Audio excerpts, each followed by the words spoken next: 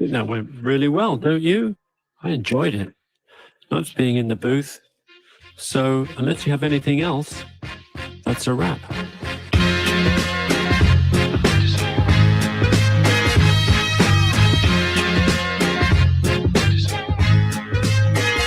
A money don't jiggle. Fold. I like to see you wiggle, for sure. It makes me want to dribble. You know, ride it in my fear. You really have to see it. 6 feet 2, really compact. No slack. And luckily the seats go back. I've got a knack to relax in the mind. Sipping some red wine. Back, sipping back, mine. Sipping back, mine. Baby, sipping back, sipping back, mine. In my sipping, mine. Sipping red.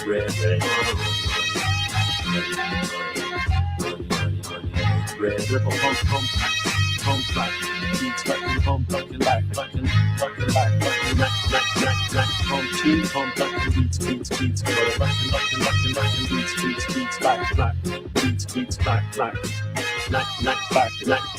compact, and two, beats, compact, and beats, compact, and beats, compact, and beats, compact, and black. And luckily the seats go. Well, I have to say, this deserves a bit of a pause, right? This deserves a bit of a pause here because JG Cruz, 3 weeks until Cult Baby Jesus is with us. I'm so excited. We will all be praying for you and thinking about you and, doing omens or whatever. I don't know what you guys do, tarot, whatever. We will all be doing all the things, both religious and secular, for you. Praise be JG Cruz. The baby will come out perfect and cult-like, and I'm so excited for you. This is so excited for you. Jerky with cream cheese? I've never heard of this. I did see somebody took a pickle, they cut it in half, and they filled it with deviled egg innards, and I'm very into that and can't wait to try. Also, of course, I love you. I love you all. And Elder Heed did a personal best 50 free on his last swim of that ever. Oh my God, congratulations. I cannot imagine. That sounds exhausting. And I'm just so proud of that giant head. The giant head that swims. He swam out of Mia's body and into the water, and now he swims 50. I don't know what 50 means, but it sounds long. Also, hello, Megan and Megan. She is your lawyer today. She will help you reach a toxic settlement. I know I'm having a cult baby through my conduit, JG Cruz. They told me I could never have babies. Turns out JG can. Good vibes for a smooth C-section. I feel like every woman in my family has had a C-section. Didn't know what that was, like how the process goes, till a friend told me. I didn't believe them. I looked it up. I gasped and I said, wow, these bitches are brave as fuck. And I'm not saying that to scare you. I'm just saying that because holy shit. But then I saw a real baby get born out of the vagina, like coming out of it. And I went, give me the C-section any day, because at least you've got like the painkillers and the stuff, So I think it looks a lot less painful, in my opinion, the process of removing the baby from you. And I'm just excited that you're going to have a baby and it's going to go fine, because so many women do that. Like so many women. Okay. Just take care of yourself during recovery. Don't put too much pressure on yourself. Okay. You've had one before. You could never convince me. Exactly. So a lot of people go, oh no, a C-section. I go, oh yes, a C-section. Give her one of those, Definitely. And also, I'm going to have a hard time slipping out of a Midwest accent because I've been filming something for you guys in which I use the Midwest accent. So please forgive me if I talk like this a lot. Okay? It's hard to come out of one. It's hard to come out of a hard Midwest accent. It's the most truth, Also, yes, it's true, Lori Marie, and I'm so excited to see you. And Megan wants you guys to know that the drugs were her favorite part, and that's why she's a great lawyer. Hello, Age of Nefarious. Nice to see you. Yeah, this is very exciting. He was big. It was as big as the doctor. Oh, Jesus. He'd get out of the way. I love it. I love it. Try being in labor for 19 hours and pushing a 9-pound giant baby out of your vajayjay. No, I will not try. I will not try that.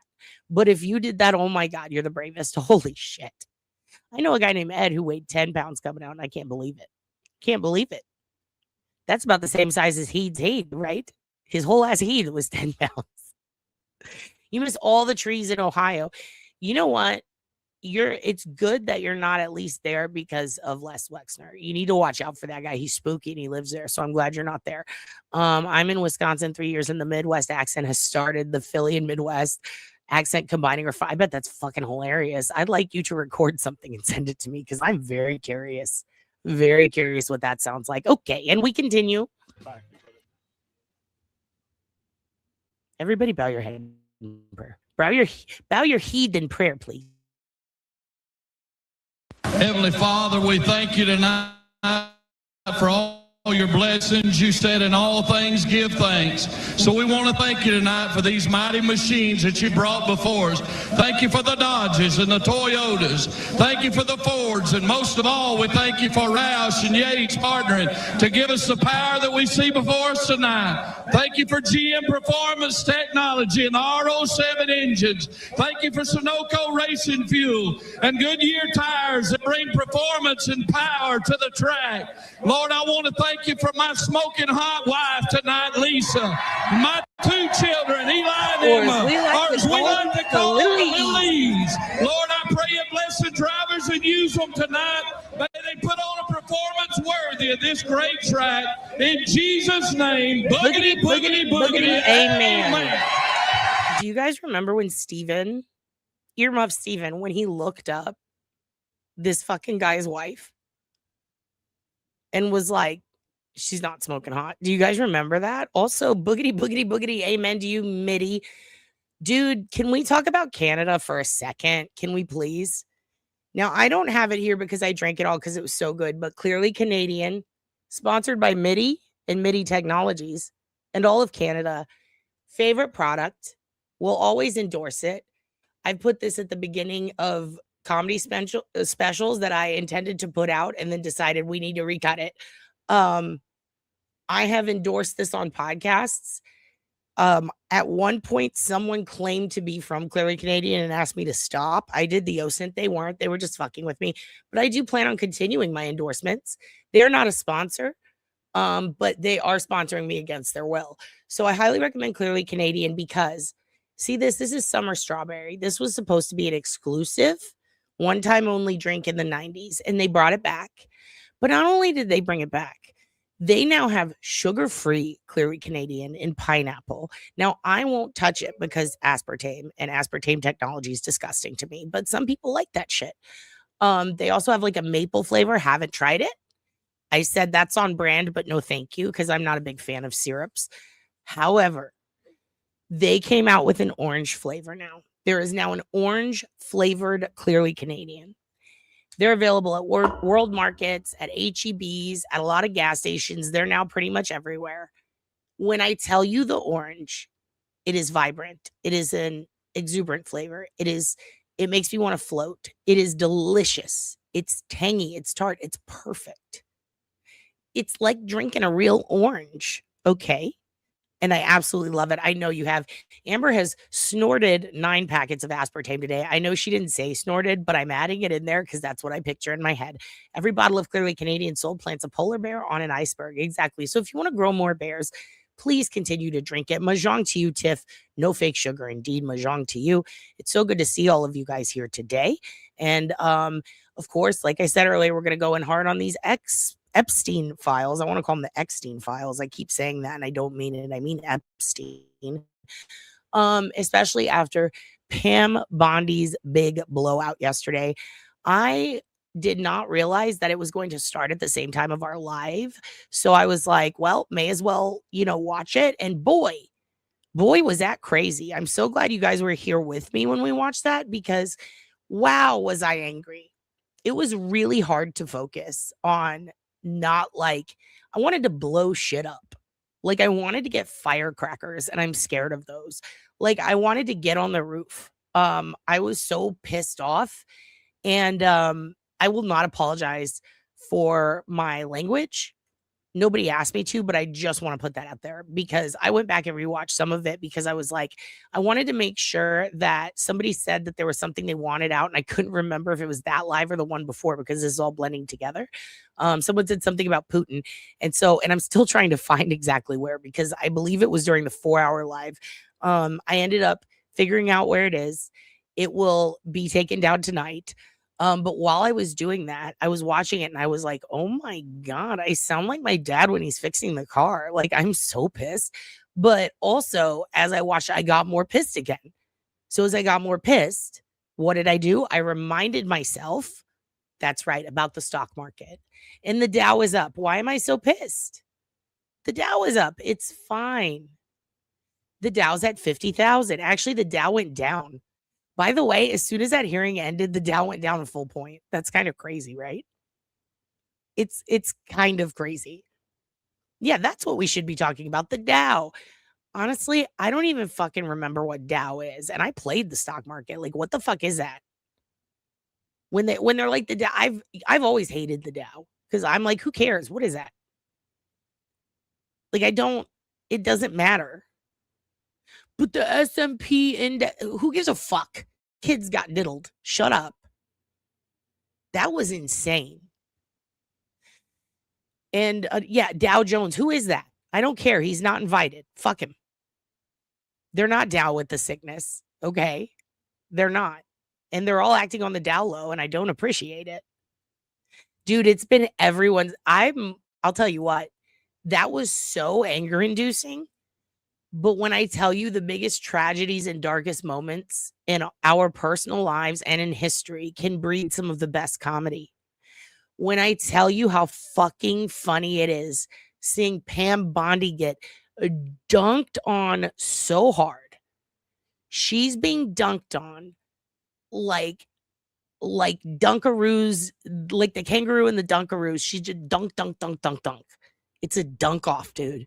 It is a dunk off on that bitch. And it is blowing my mind. And something crazy happened after this, as if that wasn't crazy enough. I don't know if you guys saw this. A lot of people had to turn it off because they were like, I can't take all the negativity. I can't. It's too much. This is actually sad. This is embarrassing for our country. And it was. It was very embarrassing. But let me tell exactly the fuck we are. Standard or poor? Standard and Poor's? Also, my attorney has announced that she's been a member for 16 months. Thank you very much. I'm so glad to say Megan is not in the Epstein files, so she gets to stay. Okay. She absolutely, somebody said she's the personification of what you think of when you think bleached asshole, and 100% absolutely. I think she's kind of more like one of those moms who takes all of her kids Adderall and then spins out on a coach or something. She's just fucking crazy. She's the woman that got caught cheating on her husband, and so she just hits her husband. Like, she's completely out of control. I started looking into her a lot after this because I didn't really care about Pam Bondi that much before, but oh boy, now do I care. And the amount of people dunking on her, the hypocrisy from her former history in politics and as a prosecutor, as an attorney general, all of it. It's just in Florida. It's bad. She's just not doing a good job. She is one of the, exactly, where the fuck did she even come from? I'm glad you asked that. Florida, of course, Florida. And, no disrespect to Darlene or any of our Floridians in here. I feel like we got the best of y'all, and a lot of you transferred there. It's not your fault. But this woman, an art show? Let's fucking do it.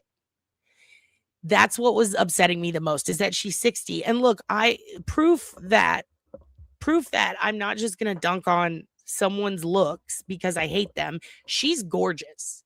She's a gorgeous woman. She's a hateful, evil, terrible, scary bitch who is beautiful. It is crazy to me. And that is the only compliment you will ever hear me give her, because I'm not gonna lie, she is gorgeous. She's 60 years old. And Laura fucking Loomer, who looks like the thing from The Saw, is 32. Pam Bondi is 60. And Laura Loomer, that dirty little creepy crawly bitch, is 32. That's exactly what I'm saying. Is she covering her face in Scientology semen? I don't know. Oh, she flirted with it? That's why she looks good, because they give you all the good semen to put on your face. She went down to the crossroads and made that deal with the devil. Absolutely. Something happened. Let me tell you something. I found the before pictures of Pam. She looked worse in Florida. She looks better now. She is probably the only person that entered the orb around the White House that injects women with whatever they're putting in them to make them turn into Laura Loomer. And for some reason, it worked on her. For some reason, she looked better. It's like when I got COVID and I finally felt hot for the first time, but it's because I got really sick and lost like 30 pounds. Like that's like what happened to Pam. It has to be. Like I don't understand. Is it peptides? Something happened. Something happened to Pam. Now, here's a couple of things that happened after all of this shit. Okay. There's just so much. There's so much to go over. One thing, before we get into the Epstein stuff, I'm not going to play this whole video. Okay. But I do think this is super fascinating because I know a lot of you are following the Nancy Guthrie. Top of minds is going to be the Nancy Guthrie. Pause. I've been trying to follow it and catch up with it in between all of this. I agree that it's sus. There's something weird going on. I also agree that the motherfuckers at Border Patrol, okay, which we already knew ICE is fucked, but the Border Patrol specifically, CBP or whatever, CBP and the FBI, they really fucked up. They pulled a guy in, wrecked his house. He has nothing to do with it. They have no fucking leads. Cash Patel's eyes are crossed. Cash Patel looks like a sick pug dog, okay? Fully crossed eyes, has no idea what he's doing. Keep in mind, a lot of these people were like Rogan-y podcasters, and then they got put in positions of power, and they had minute power positions in the past many years ago, but they in no way qualified for the positions they are currently in, both in the cabinet and in the securities department and in the defense department, like everywhere. Like none of these, even the Secretary of Commerce, he was on Epstein Island. He brought his kids and then listed their ages, but not him and his wife's, which is fucking weird. And that's years after he said he last met Epstein and said, I will never go over there, hun. They're having fucking lunch on the island, these fucking pricks. So Cash is bad at his job. So much so that the FBI is being kicked off the Nancy Guthrie case, apparently. And apparently they've pissed off Fox News because they're reporting on it. So let's see what that's about, because I'm very, very interested in this. And I am curious, like, what? You guys broke up? You mean, like, I knew that they were pulling away, but this is exciting for me. Because you know what this means? Our parents might start getting the real news, you guys. Can you believe it? Check this shit out. 3 investigation tonight. We are getting live vantage points from the ground and from the sky as Fox's drone team continues to monitor any and all movements that we've been tracking. Investigators continuing to work on the house. We did see earlier today that a white tent went up momentarily in front of the house. Not exactly sure what they were doing, but perhaps with time we will learn a little bit more about what exactly they've been doing. Some breaking news coming into the newsroom within the past half hour or so.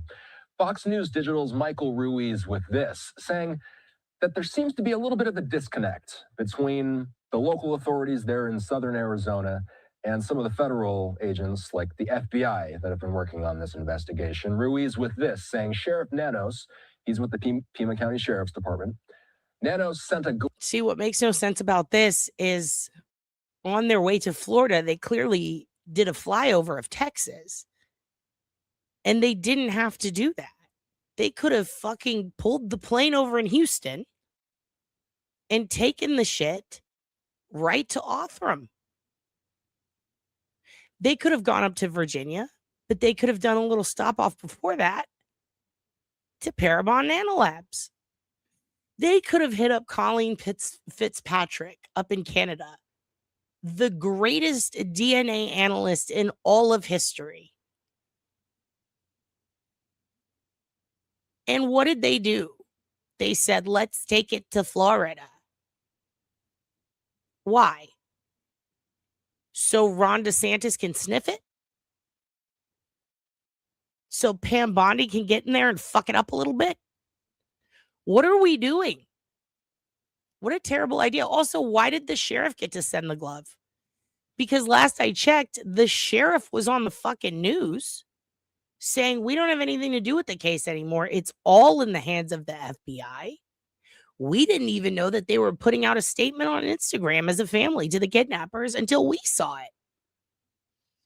That's kind of fucking crazy. So why does the sheriff handle the evidence? This reminds me of a lot of cases in San Antonio, in Bexar County, who once had Dr. G there, Dr. Garavaglia. Like, really, at one point, it was one of the best DNA labs in the country, in Texas, in Bexar County specifically. And they had the best fucking medical examiner. It was the best. They had the guy who wrote the book on forensics there. All right. Like, that's a pretty fucking big deal, you know? At one point, they were outsourcing to places they didn't need to, and SAPD was fighting with the Texas Rangers and the FBI over evidence, so they just split it all up. One department, the one that's supposed to be in charge of the investigation, gets to handle all the DNA. The other gets to handle the investigation. The Air Force OSI gets to handle all the charges, so it makes no fucking sense. They're splitting up all the tasks, but they're not working together. This is a problem. And somebody said it up there. It feels like Delphi, right? That's kind of what happened there. And then people got really mad at Idaho for the way they did things. But the way they did things is actually how you're supposed to do things. Keep everybody in the loop. Everyone work together. Constant memos, constant logs. You don't leave till you're fucking done and you get a 3D scan of everything. And the problem is, because she's an adult woman, even though she's vulnerable, she's an elderly lady, and there are fucking kidnap messages being sent to the press. We've got everyone all over the place, and we've got a sheriff who just days ago had no fucking clue what was going on. And not only is it not, and here's another thing. Now Steve Fisher from Sebastian Rogers and from the Celeste case is now involved. Same as TMZ. They're all involved now. And what's the problem with the Celeste case? They were involved in that. And even though Steve didn't really do anything that wrong, other than, you know, of course there's always drama with him. All right. Whether it's his fault or not, I don't fucking know at this point, because it's kind of weird how it keeps happening. But with that situation, we keep being told information that has to be corrected by the police when they rarely speak on it. And everybody keeps reporting there's an arrest about to be made. There's an arrest about to be made. And there's no fucking arrests. And he did it with Sebastian Rogers. And he does it with every case. And it just feels weird. However, he is out there on the ground calling out Bullhorn Betty. And I love that for him. So I'm not going to shit on him as much. He did correct the record for TMZ. But there are things that we were told that we are now told is absolutely not true. And that any day now there's going to be an arrest. There's not an arrest. They arrested that guy Neo in the Midwest, and we heard nothing else. So now these same motherfuckers are involved in this case. Oddly, Harvey Levin's reporting out the ass about it, looking exhausted, and not saying shit about the Epstein files, which he's in. Why? Because one of his besties offered Epstein TMZ services to cover it up.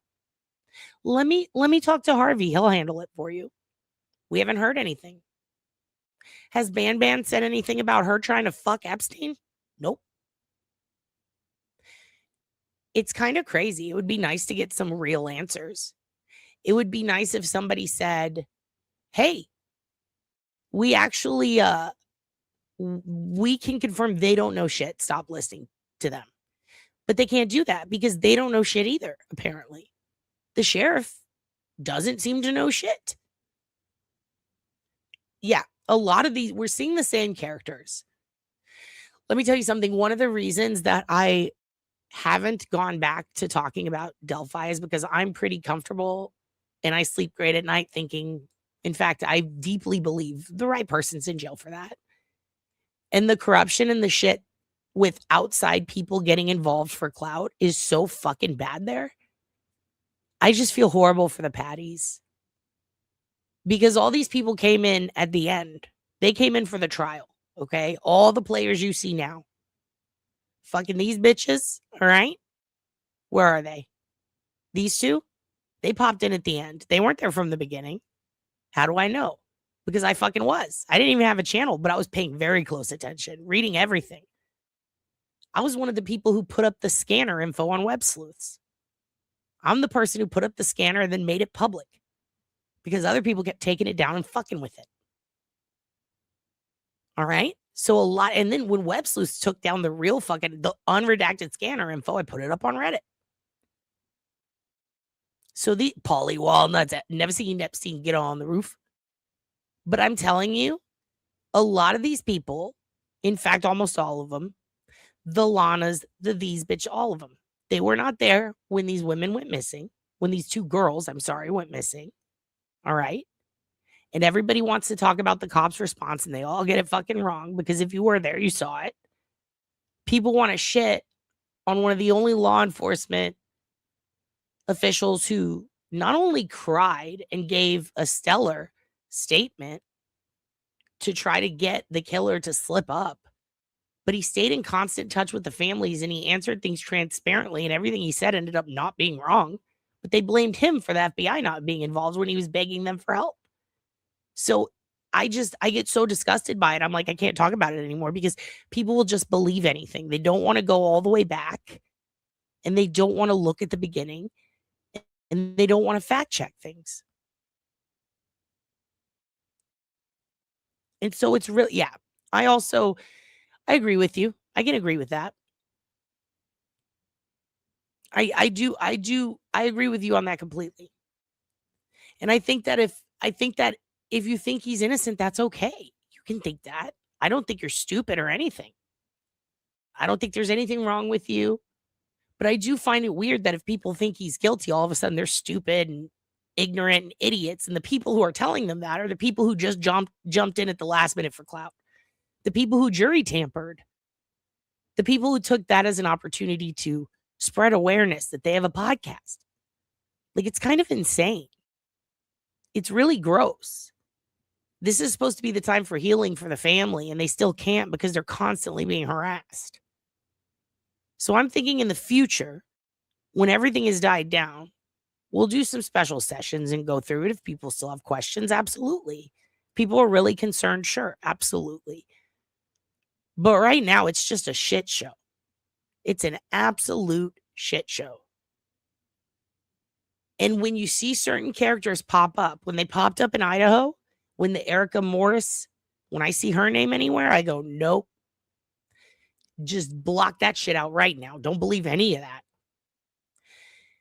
And we're starting to see the same characters glom onto this. And honestly, that worries me. It really worries me. It makes me really sad. I hope that Miss Guthrie is found. It seems like they've had plenty of leads, especially with these notes being sent to TMZ, with the crypto wallets being publicly available.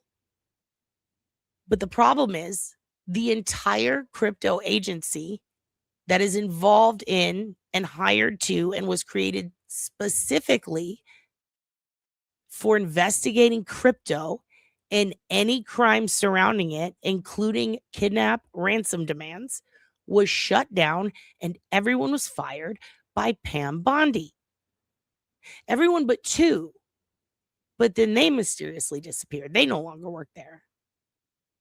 So if it were real that these kidnappers are sending this shit in, it would be nice to be able to investigate that. But the department's gone because Pam Bondi fired them along with Elon. Crazy how that works. Crazy how Elon's Doge committee decided we don't need that as he pushes fake shitty crypto. As Elon pushes shit coins, which are meant to be pranks to pump and dump so that a couple of fucking incels who bought in early can make a few bucks. It is an SEC scam going on right in front of our eyes. and nobody cares. And it's fine because there are more important things now, like, the Epstein files. I think that's pretty fucking important. But the problem is crypto ties into a lot of modern things, which can include kidnapping threats, demands, extortion. All of that could be linked to something potentially dangerous like this, what's going on with Savannah Guthrie's mom. And because there is no department now to look into it, because there are no crypto experts, there are no cybersecurity people working in the crypto department at the Justice Department. Why? Because Pamela fired them all. What are they going to do? And look, where is it? Yeah. So Tiff thinks the notes are unrelated. I kind of do too. But wouldn't it be nice to know for sure so that everyone can stop talking about them and they can go look in another direction?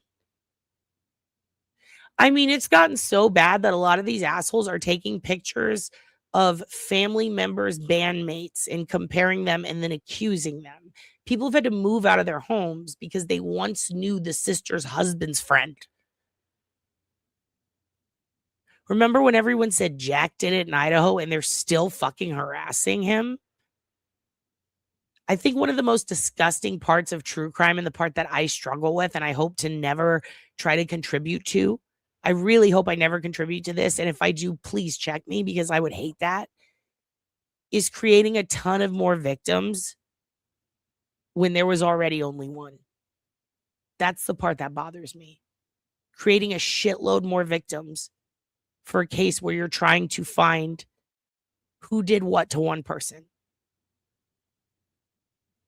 It's really gross. It's exactly like Delphi. It's exactly like Idaho. Like every case. I mean, at certain points, the victims' families who are victims themselves get shit all over and douched on, and it sucks. If you have to take out 10 people to find one, then what's the fucking point? I mean, if they're bad people, that's one thing. But if you're taking out 10 good people to help one good person, that's bad. You've just hurt 11 people. Like now you've caused trauma for 11 when there was only one at one point. It makes no fucking sense to me. And the fact that people will do it for like an ad or a like or some money is fucking crazy. You don't need to hurt that many people who are innocent to find out who did what. Oof, that's one of the parts I struggle with. That's the hardest shit to like reason with. And so when I see that happening, I just get the fuck out. I don't want to take part in it at all whatsoever. Love recovered from inside the home to a private lab in Florida rather than the FBI's lab in Virginia, according to a source.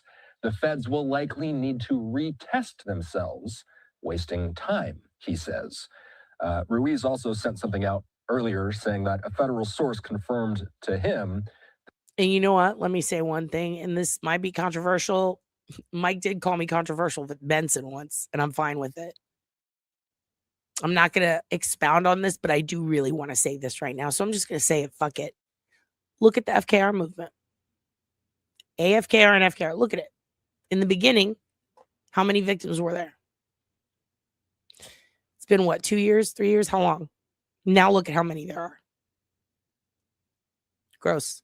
That the Arizona sheriff has blocked the FBI from key evidence in the Guthrie case. So this is something that we're learning more about tonight.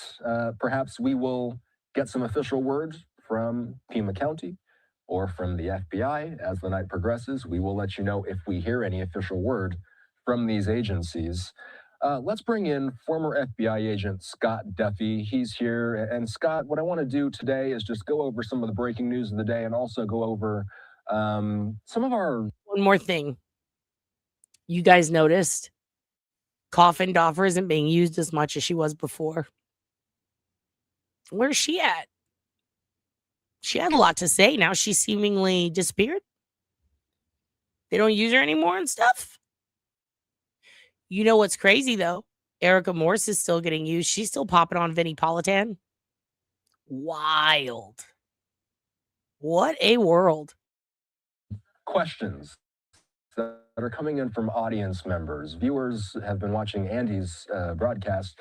We've been showing viewer questions all evening. We're going to continue doing that for the rest of the evening. Before we get into the audience questions, though, I got to start with this reporting from Michael. It does seem that a glove that was recovered from inside the home, that itself is a piece of news, by the way. A glove recovered inside the home. It was sent to a private lab in Florida rather than the FBI's lab in Virginia. Can you speak to me a little bit about how federal officials and local officials typically work together on collecting and examining evidence? Yeah, good evening, Austin, and thanks for having me on. Of course. So I can speak to the cooperation between federal, state, and local from my standpoint in my 22 years in the FBI in Delaware. We had a fantastic cooperation, collaboration. Being on a task force, we had police officers from a multitude of police departments throughout the state, and we ensured, and that is federal, state, and local, that it needed to be a good working relationship. The movies, you see these typical rifts between the feds and the locals. I didn't experience that in Delaware because I believe that the relationships were important, but also being a small state, we realized, hey, we all needed each other. Now, that isn't to say that there aren't rifts and that there aren't problems in federal and state and local, I would say, partnered relationships or partnered investigations, such as you see here, where the FBI may or may not have been called in until a few days. So I don't, with regards to Phoenix and in this area, the Tucson area, I don't know the relationship. I don't know if everybody is playing well in the sand. I have dealt with my counterparts in Phoenix over the years, and I know I have dealt with both local police officers assigned to FBI task forces, as well as agents. And whatever we needed in Delaware, we got, with a tremendous amount of support. And I've seen that across the country in similar fashion. So I think generally speaking, there are good relationships because the FBI and of course other federal partners have done a really good job in developing those over the years, because everything ultimately comes down to solving a case. And resolving and solving cases sometimes requires additional resources that a smaller department may not have. But also on the federal nexus, if you have a federal case and you need to get something that's really in the weeds in a local community, only the local police department is going to have that. So it does require, and I would say when the FBI started these partnerships, these terrorism and these gangs or these any type of the cyber and the crimes against children, there's a multitude of these task forces that are federal, state, and local partners, and they've just done so well. And I would hope and imagine that even though we're hearing some things with these relationship issues, I hope they're blown out of proportion because we have all been looking from the outside in. But Well, Scott, they're not. They're not blown out of proportion, unfortunately. In fact, I don't know if you guys saw it recently, but Flock, which is an attempt at the government introducing us to, well, all of their AI partnerships with good old Elon. And basically, they're trying to do a mass surveillance thing, like with the Ring footage. Remember when I told you guys that the Ring issue was a lot bigger than we could imagine? That Ring had basically a contract with every police department, just like Nextdoor, the app, where at any point they can tap into the system and see what's going on. And this is kind of a problem, right? Because we already see ICE just kicking down doors without a search warrant. But now there are new technologies that came out with information that seems to show that they can mass surveil even your neighbors, that they can be tapped into at any point in time, and that they're so vulnerable, even your neighbors can tap into your system. And that includes indoor technologies. And it's crazy because Ring had this crazy Super Bowl ad that was all about a lost dog, right? And that ended up with a bunch of people going, hey, wait a minute, this kind of weird. Like, wait, what? How are you doing this? This isn't right. And now it's become kind of a huge fucking deal. And people are really pissed about it. And they're like, hey, are you trying to do mass surveillance on all of America? Because that's not okay. Yeah, like watching through your TV, you know that speaking of GM Performance Technology, yikes. Maybe we shouldn't thank God for that. Yeah, through your vacuum, your microwave, it was all in the trove of documents dropped by WikiLeaks. I can't remember the first word right now. My brain's a little fried from Epstein stuff, but it's Vault 7, that's what it is, where they talk about how the CIA has access now to computers in vehicles. They can drive you off a fucking cliff if they want. Newer models, of course. But anything with a computer or chip that they can hack into can be changed. And it got me thinking about those Chinese patents that Ivanka bought for our voting machines. Now, I've talked about this before, and some people tried to call me on my bullshit on Twitter. So what did I do? I said, hey, it's not bullshit. And I put articles and I proved it to them. And they went, what the fuck? So even the non-believers are finally believing. But the problem is this was mass reported on by Rachel Maddow. And again, because of partisanship, a lot of people didn't see that shit. And they said, no, those were patents for her clothes. Oh, she got fashion patents too. Don't worry about that. But she also got Chinese patents for our voting machines, for the chips inside of them that have little computers attached to them. Isn't that wild? And it's weird because they were challenged, and I didn't know this before, but they were challenged and there were some issues with them that happened right around the second election. Oddly, the one Donald lost. I'm not saying because there was interference to stop her. I'm saying because she was stopped from interfering. And that's kind of why everybody was so shocked. And we're seeing a ton of this. And it's really fucking scary. If you think that AI is perfect, I've already showed you videos of this kid who does this, but go ask an AI how many R's are in the word strawberry. If they get the answer right, you've got a somewhat reliable AI. But what's odd is how many get spelling mistakes. They give back the wrong information on something very simple. And even when you correct them, the AI denies it. So what do? It's like talking to your parents about politics. You have to be really, really fucking careful.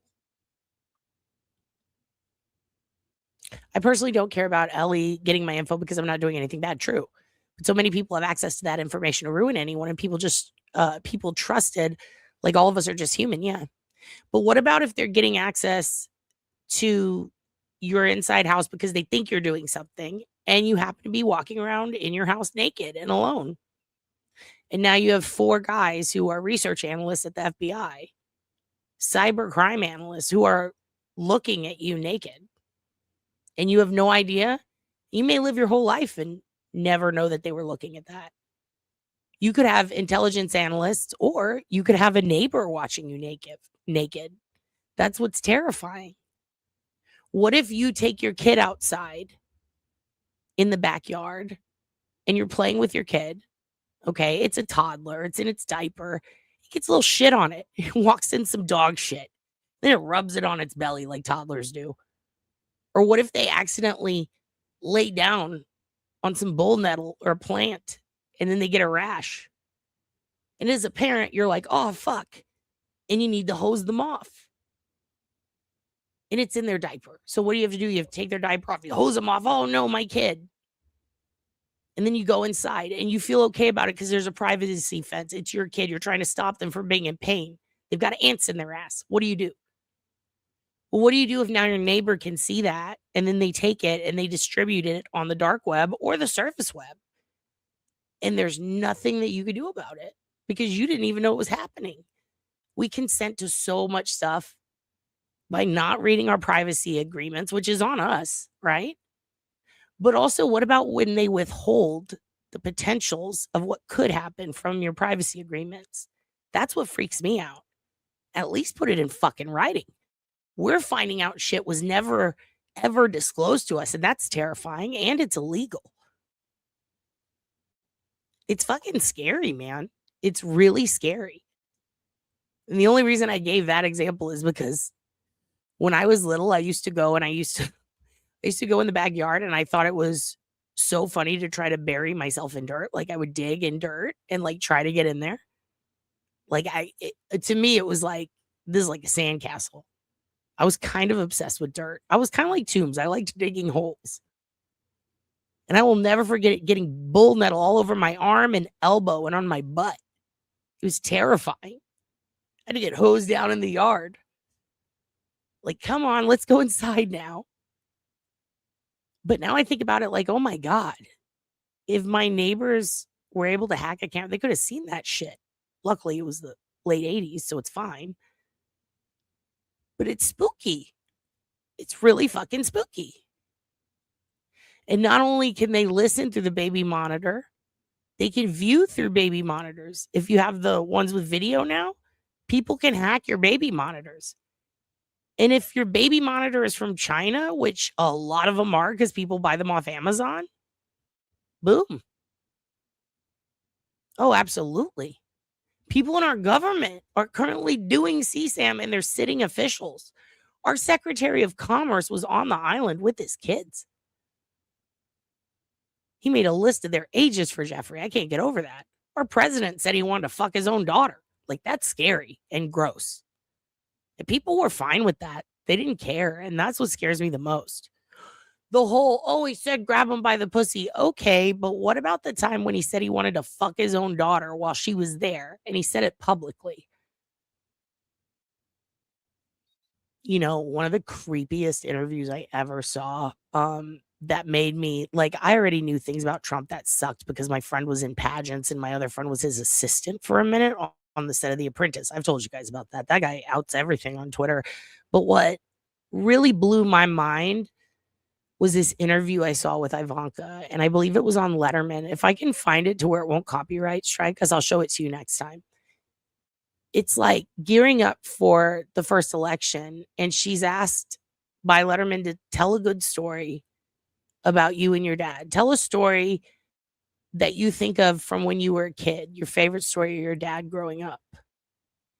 And she talked about how she was really into building things because her dad was into real estate. And how one time she was building a model of Trump Tower out of these like Legos. I think she said gold Legos, which was crazy. But she said I was building a model of this building of Trump Tower or something. And she's like, and it was so good. And I was so proud of it. I thought it looked so good. And she said that she's building it. And then her dad comes in and she shows it to him. And she's like, ta-da.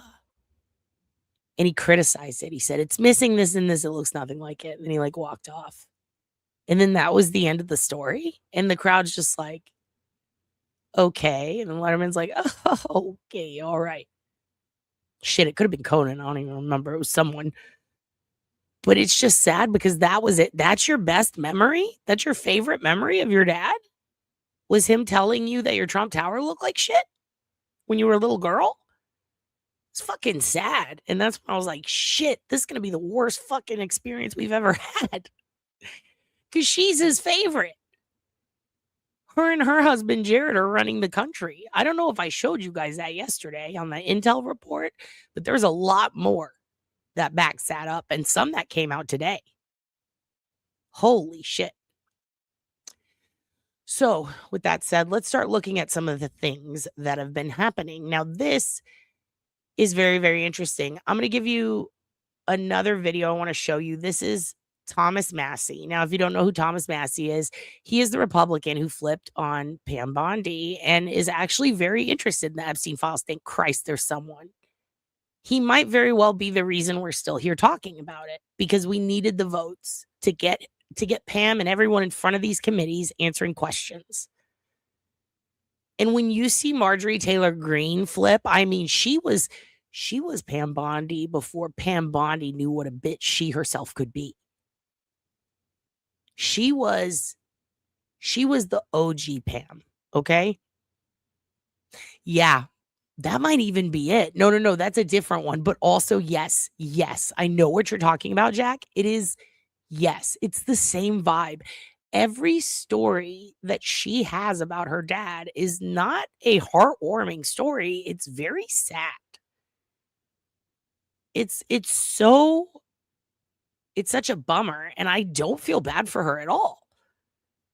I feel bad for us to also have to experience that lack of care. That, like, this is a man who only cares about his fucking money, it seems. It's really shocking. And apparently little kids, like, he cares about little kids a lot. I mean, it's just so embarrassing, you know? It really is. Anyway, shout outs to Shadow of Ezra who popped this on Twitter. I had never seen this interview before. I don't know if it's new. I think it has to be because of the content that he's talking about. But this is an interview with Thomas Massie where he basically tells a story of the moment that he realized Pam Bondi was running this massive cover-up for the clients of Jeffrey Epstein. And it all started with a private dinner last year where Pam Bondi invited Republicans to show up. And it was a Department of Justice dinner, which they never did. They were like, everyone who got invited was like, that's fucking weird. Like, it's like when your enemy invites you over and says, we're going to have a great dinner. They're supposed to work together, but historically it's been friction, right? So Massie was invited and he's on their side at the time. He's 100% like, I'm with the Republicans. What are we covering up today? You know? And he says, what is it? He gets to ask a question. All right. Everybody gets to ask a question. They'll explain it. You'll see it all. It has to do with why he flipped and why he was so into the Transparency Act going through. So let's watch this together. And, you know, I used to talk mad shit about this dude, but I apologized to him on Twitter. I was like, you know what? You really did a turnaround, dude. I mean, shit. Marjorie still needs to apologize to all the children in mass shootings that she stalked and harassed. But at least he didn't do that. He seemingly got duped by his colleagues and now he's pissed about it. So watch this. This is very telling. They had invited Congress to come over and, you know, it was to be a cordial dinner and it was cordial. And before I went there, it was actually my girlfriend at the time, who's now my wife, suggested, I said, Jim Jordan told us we each get to ask one question of Pam Bondi, that she'll take questions. And by the way, Jim Jordan's response to another question he has before the dinner, pay attention to that because that kind of blew my mind. It goes to show you that these people are capable of being rational, decent humans to each other in private, but in public, they act like Pam Bondi. They act like a toddler in a Target who wants a toy. And I said, what do you think I should ask? And she said, ask her when the next phase of those binders is coming out. And I said, I'm not going to do that. This is a cordial dinner. It's to kind of, you know, associate names with faces and develop a basis for cordial. He's a guest on a podcast, and that's the podcast host's picture, I believe. It's obviously like an AI logo. Everybody's into that now. They're like, put my face with a fucking skull below it and then put words around it, and that's going to be my logo. I will never do that to you, I promise. Correspondence and whatnot. I'm actually going to go back a little bit because I feel like I interrupted something he said. He was surprised to find out that the DOJ had China, but it had been decades since the DOJ had invited Congress to come over and, you know, it was to be a cordial dinner and it was cordial. And before I went there, it was actually my girlfriend at the time, who's now my wife, suggested, I said, Jim Jordan told us we each get to ask one question of Pam Bondi, that she'll take questions. And I said, what do you think I should ask? And she said, ask her when the next phase of those binders is coming out. And I said, I'm not going to do that. This is a cordial dinner. It's to kind of, associate names with faces and develop a basis for cordial correspondence and whatnot as the administration goes on.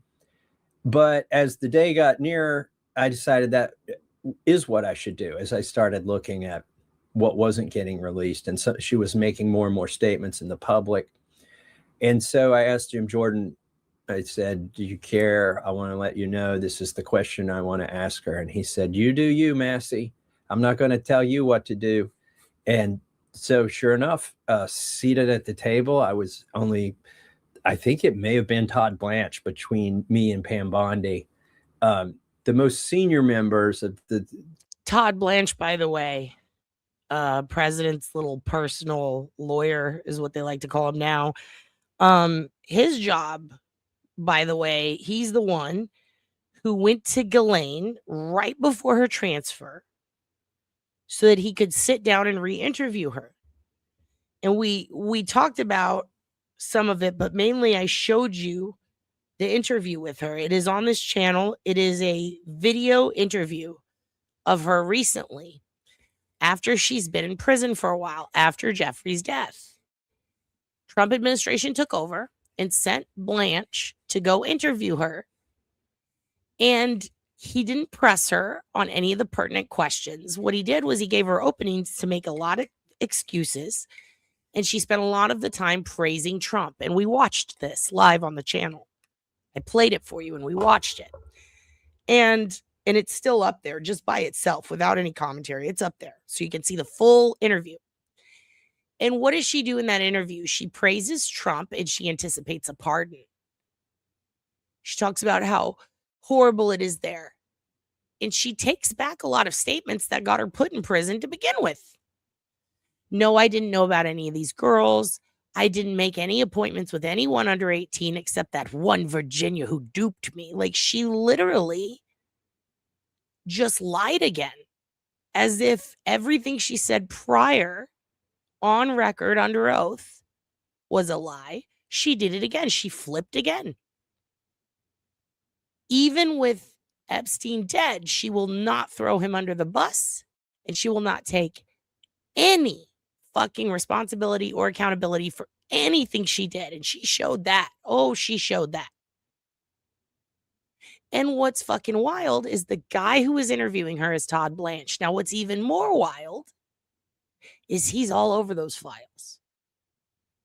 He's all over those files. And he's one of the main people protecting Trump. And right after he met with her, guess what happened? She got transferred to a low security facility here in Bryan, Texas, where I am, where she was given a puppy, where she was given an iPad, where she can now partake in daily yoga and work out, where she has a nice cushy mattress now. She was given the Martha Stewart treatment. And what's even fucking crazier than that is I heard someone say, it was a creator, and they said, you know that sex offenders aren't allowed to have puppies. And it clicked. I was like, where have I heard this before? I've heard this, but I didn't know that that was true.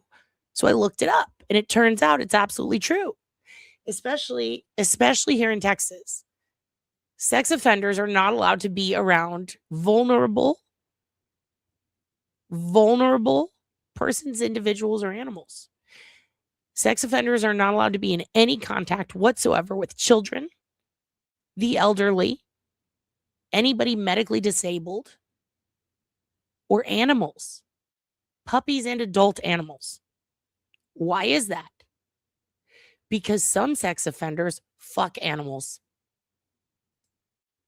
So it's just a blanket thing. They're not allowed to be around them at all. Not even for rehabilitation, not even when they're on probation and out of the pen. You're not allowed to be around them. And you're not allowed to be on social media. Now, this must have been difficult for Ghislaine for two reasons. Number one, she was huge on Reddit. And we're going to go over that in a whole episode for just her. We're going to go over all of the potential posts directed by Jeffrey Epstein and Steve Bannon that were put on 4chan to push the Pizzagate and the QAnon theories, which was created the day they fucking met with the guy who started 4chan. Okay. But Ghislaine herself, she was a massive Redditor from the day the company started for like over a decade. She has a trove of posts. She posted so fucking much. I think she was even a mod at one point. So Ghislaine gets a puppy right after meeting with Todd Blanche. Wild.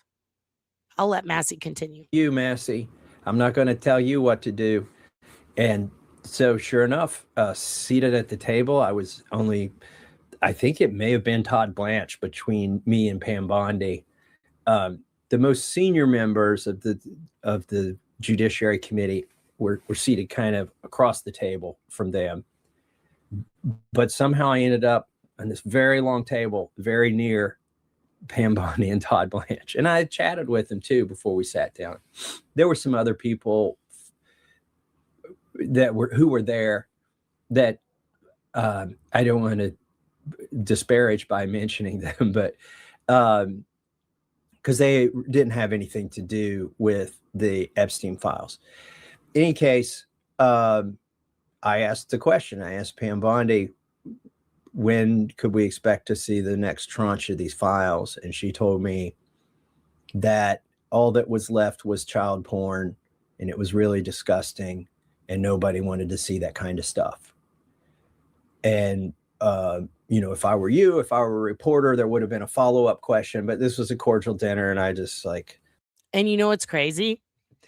That's exactly what she said to the undercover person, or the person who was undercover recording her while she was having lunch with a stranger out in public.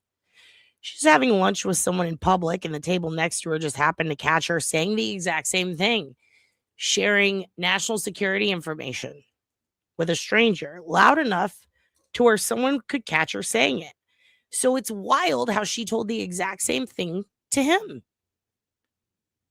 And yet, after that, it turns out there was at least 3 million pages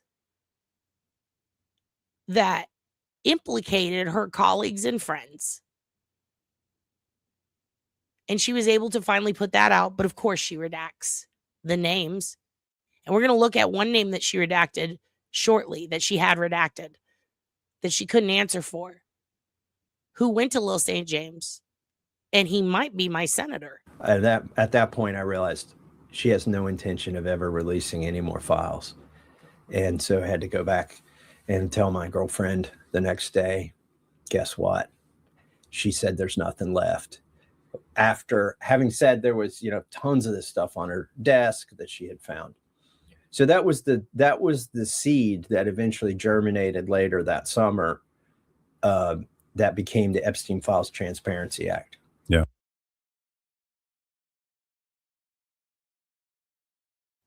So thank you, Thomas Massie. Thank you so much. Oh, and yeah, it's viable. It's been viable. So far, this is our 4th episode about it. We got more. The problem is there's so much more. There is so much more. I caught her in a few lies yesterday. I'd like to show you some of those shortly. Let me go ahead and pull some of this stuff up for you. Also, I really like, somebody put out a tweet that is just absolutely crazy to me. It's so fucking funny.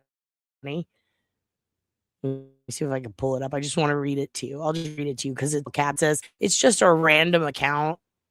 John the man, he has come, he has me, preach truth, tweeted in all caps.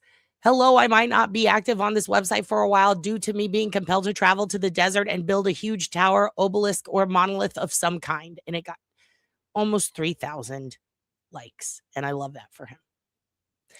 Okay. First things first.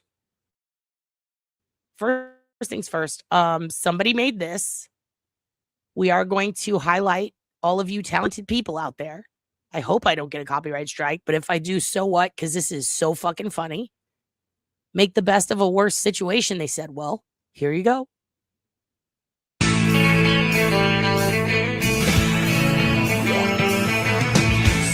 one told you life was gonna be this way.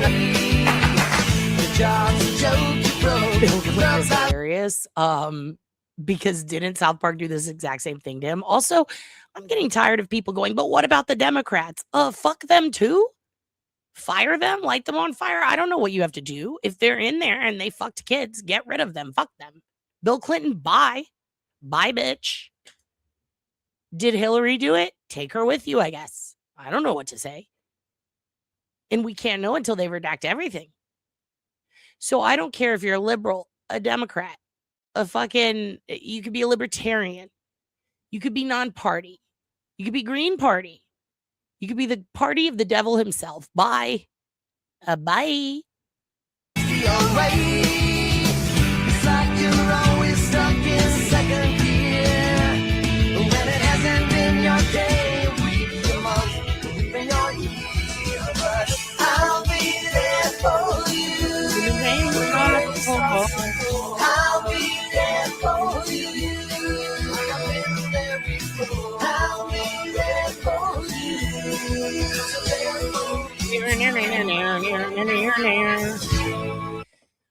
Is that the Bondi'S? Who sings that? Does anybody know?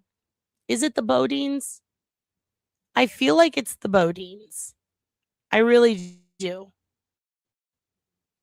Also, some other creative, I'll give it up for this one AI thing. Someone made an AI of a giant black box getting put in the back of a cop car. And they're like, oh my God, they finally arrested someone. Hold on, Pam. They're like, oh, they finally arrested someone. And it's the big black box that they're using to redact shit. So that was very funny. Also, Pam Bondi sounds just like Parker Posey to me. And I can't get it out of my head. Specifically in the movie, The House of Yes. It's the Rembrandts. You're right, the Rembrandts. What happened to them? Are they good? Do you think Sadiq? Yeah. Yes, Sadiq is very funny. He's very funny. He was actually Ali Sadiq. Which one? There's actually two Sadiqs. If it's who I think it is, yes, very, very funny. He was the first person booked at our club here in Austin when it came here after COVID. In fact, Lori is asking this, but Laura, I feel like, didn't she go see him live? Can we watch? Oh, I wish. I need to go back and find her. That's a while back. I should save her shit. She was so funny. She's like, Tugahura Hattori Hanzo Kana Natata. I love the way she speaks Japanese. Somebody put this up and I just love this. I love that somebody finally did this. Oh, so good. Again, logical play out. If there was a video of some guy or gal committing felonies on an island and I'm in charge, don't you think you'd see it? Tens of thousands of videos of Epstein with children or child porn. And there are hundreds of victims. And no one victim will ever get released. It's just the volume. And that's what they're going through right now. The FBI is diligently going. Again, logical. I mean, damn. We really did get straight up lied to. Let me see if I can find it. I'll see if I can find it. It's, is it Texan speaks Japanese? I think that's what it is. It is worth it. It's very funny. Shit. Oh my. So many people have posted so many things that it's really, really hard to wade through it all. I'll see if I can find it in between our videos because I don't want to. If anything, we'll watch it towards the end because now that I'm thinking about it, it's like, damn, that is pretty fucking funny. It's pretty good. It's a great suggestion. I'll say that much. Also, I told you guys how Marjorie Taylor Greene flipped over how pissed she was over the Epstein files. And this guy has something to say about it. Ossoff. Again, I don't care what your politics are. If you fuck kids, you suck. And if you're against the fucking of kids, you rule. All right. Good for you. John Ossoff, I don't know what political party is. I don't know what's going on with this guy. But I don't really care.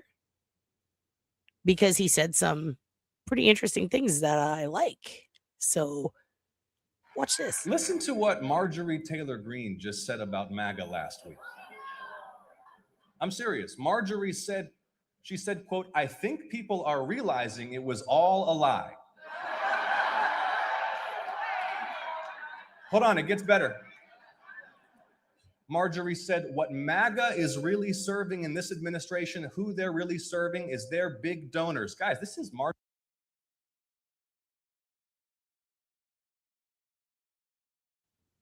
Okay, so Ossoff is a Democrat in Georgia. Well, great. Good, because he's working his ass off to impress the fuck out of me. Dude. Marjorie Taylor Greene talking. She went on. Marjorie said, quote, "The big donors that donated all the money and continue to donate to the president's PACs and are donating to the big ballroom, those are the people who get the special favors. They get the government contracts. They get the pardons." All true. Spot on. Marjorie, welcome to the resistance.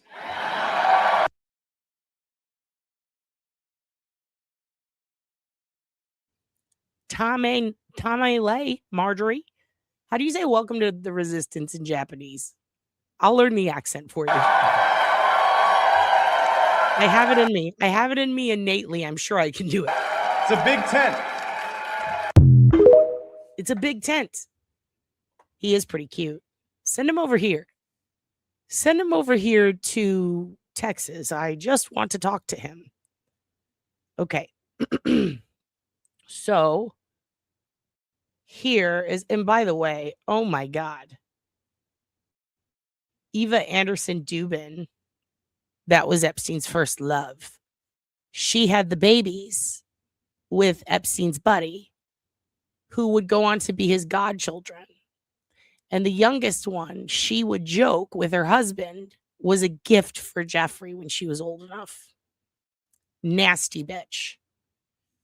Well, she was also Epstein's physician friend who he sought advice from, along with a gynecologist out of Ohio, which we're going to get into, which is very disturbing. But she's also NBC's resident physician, and they seem to not want to report on her. And I find it very strange how much she's been taken out of the files. But I digress. She's coming later. We have a whole episode for her. This happened yesterday while we were watching. They lifted the airspace ban. Remember, they were like, no one can go over this airspace. No one. And everybody thought, oh no, are we going to fight the cartel today? Is this when they're going to build the wall that Kristi Noem just spent billions of our tax dollars on to buy the steel for very publicly, even though they said Mexico was going to pay for it? Okay, that's another lie. Because they didn't. We are great. Because here's the other thing. The wall thing is over. Okay, the wall is over. Stop trying to make wall happen. Stop trying to make fetch happen. Stop trying to make the fucking wall happen. You know why? Because the steel slats and the one that exists already, you can just fucking get through. You can just walk through. Especially when you haven't had food and water for days. Because they're forcing these poor migrants to die. Okay? To die in order to try to get here. And once they get here, they're beating the shit out of them, separating them from their kids, and then treating them like they're prisoners instead of going, hey, why are you running from here? Do you want to go file for asylum? Which is what they used to do. And if you have no interest in filing for asylum, at that point, it's like, okay, that's fishy. Now we have to arrest you. But if you are truly an asylum seeker, you probably have a pretty good story. So maybe go over there and explain it to this CPB officer who will take it into consideration, put it on your file, and then we will determine whether you can have temporary asylum. And this would usually be the point when they would admit, you know, they were taken advantage of by a coyote. I have 2 pounds of heroin in my stomach, because that's something the cartels do too. They put a fucking gun to your head, fill you with fucking heroin, and force you to go across the border, or else you don't get your kids back. But why investigate that? Why not just arrest this person and let them die in a detainment facility, is what so many people in the past 3 administrations have said, and it's a problem. And if you don't believe that, look up a movie called Maria Full of Grace. It's based on a true story. And don't get mad at me because you have to watch it in subtitles like the Super Bowl. I don't give a fuck. Learn another language. Let's all do it. I need to learn Spanish better. We need to quit. This is me being political. Quit bitching like knowing more than one language is bad. Okay, because a lot of these people speaking fluent Spanish also at least know some English. And the fact that we have people right now who want to prosecute networks, they want to take away privileges from the FCC, and they want to punish Bad Bunny because they think he said something nasty at the Super Bowl. But every single person who speaks on it can't tell you what that is because I don't speak Spanish. It is not a flex to speak one language and one language only. It's not something you should be proud of. It's not something you should be ashamed of either, but it's definitely not something to flex about. If you speak 2, 3, 4 languages, by all means, flex all over me, daddy. But if you speak one, like you're Miss Shit, top bad bitch, no, that's embarrassing. You could have just said not said anything. Or you could say, I only speak one language, and you don't deserve any shame. But let's not act like it's embarrassing that ESL classes exist. That's actually a good thing. Multilingual is something that you get paid for in the military. It's good to know more than one language. It opens up job opportunities. In fact, the very government who is fighting against it seems to want to pay you a lot more to do it. So that's kind of fucking weird, right? God, it makes me mad. God, it makes me so mad. Anyway, the reason all the airspace was closed is because they fucked up and they thought party balloons were cartel drones. So fire Cash Patel. This is embarrassing. And as we sit here, I think you've seen the news this morning. The news is reporting that cartel drones are being shot down by our military. That's what we all should care about right now, protecting America. So the airport's totally closed? Apparently, we just got informed about 30 minutes to an hour ago. So for 10 days, you guys are not open? Well, I mean, we'll be here, but no air traffic. First time that's happened since 9/11, by the way. So a lot of people canceled their flights, freaked out, panicked, cried to their families. I'm going to lose my job. This is bad. A lot of people who got deported by ICE and sent directly to El Paso said, oh my God, World War II is happening again. Oh my God, this is a concentration camp. I'm fucked. I'm not going to be able to get back home. Oh no, turns out it was fucking party balloons. It was not Shaq, but you just reminded me it was you know what? You're right. You're 100% right. It was Shaq. Turns out the reason they shut the airspace, god damn it, is because it's so fucking funny, Mia. Here we go.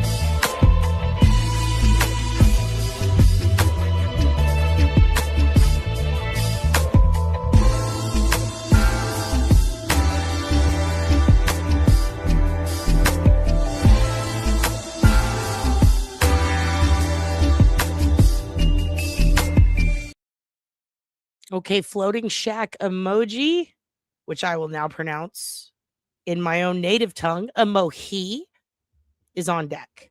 I'm writing it down right now. Float shack emoji. Excellent. We will do that. That is a great idea. That is a great idea. Okay, thanks for that heads up. That is a useful heads up. Some medevac flights suddenly had to be redirected. Other emergency flights were canceled altogether. Why? Well, we were told by Secretary of Transportation Sean Duffy just before Bondi'S opening statements that the airspace would be reopened, explaining, quote, the FAA and Department of Defense acted swiftly to address a cartel. Well, hold on there a second, buddy, because that's not what it says. And this is the part I love the most about the story. It doesn't say DOD. It doesn't say Department of Defense in that tweet from Secretary Sean Duffy. I don't know if you guys can see this. Let me make it bigger. Oh, what does it say? The FAA and Dow acted swiftly. And Dow? I mean, maybe this Bondi bitch is right.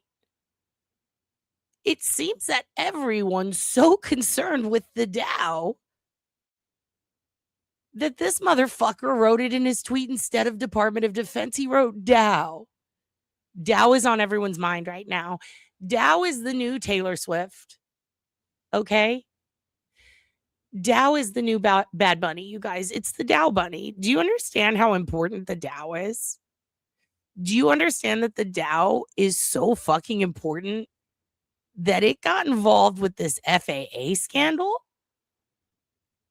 But they said defense. And then he wrote Dow. And it was right when she said Dow. I feel like it was a poor choice. I feel like it was a poor choice. He should have typed it out. Type it out. Absolutely type it out. This is so crazy. You thought they were talking about the Dow because it is pronounced Dow. It absolutely is. People are so concerned with this Eastern religion. Drone incursion. The threat has been neutralized. Then the Pentagon's Chief Technology Office posted an image of a laser shooting down drones with a bald eagle and the caption, defend the homeland. Mexican cartel drones shot. That is so fucking stupid. It's like when they changed the Lincoln Center. Now it's what is it? The Trump or the Kennedy Center, right? The Trump fucks the Kennedy family in the ass center. Wild how RFK didn't seem to have much to say about that. Crazy, huh? Maybe he was too busy snorting cocaine off the back of toilets. Oh, hey, Cheryl Hines, get your man. Get your fucking man. Okay? Because being a lead cast member of Curb Your Enthusiasm can only get you so far in this one, bitch. Okay, I heard you talking about the NDA, what is it, the NADOC or whatever? That whole episode, you spent multiple episodes talking about how we need to save the fucking animals. What about saving the kids? Who got fucked by your husband's friends? Raped even. How about them, Cheryl Hines? How about them? Why don't you bring that up? Why don't you bring that up, you silly bitch? You never talk about it. You think it's fine to do that to kids, but it's not. And you're a bad, bad lady if you don't speak up. Anyway, R.I.P. Dawson. The entire creek salutes you, Dawson.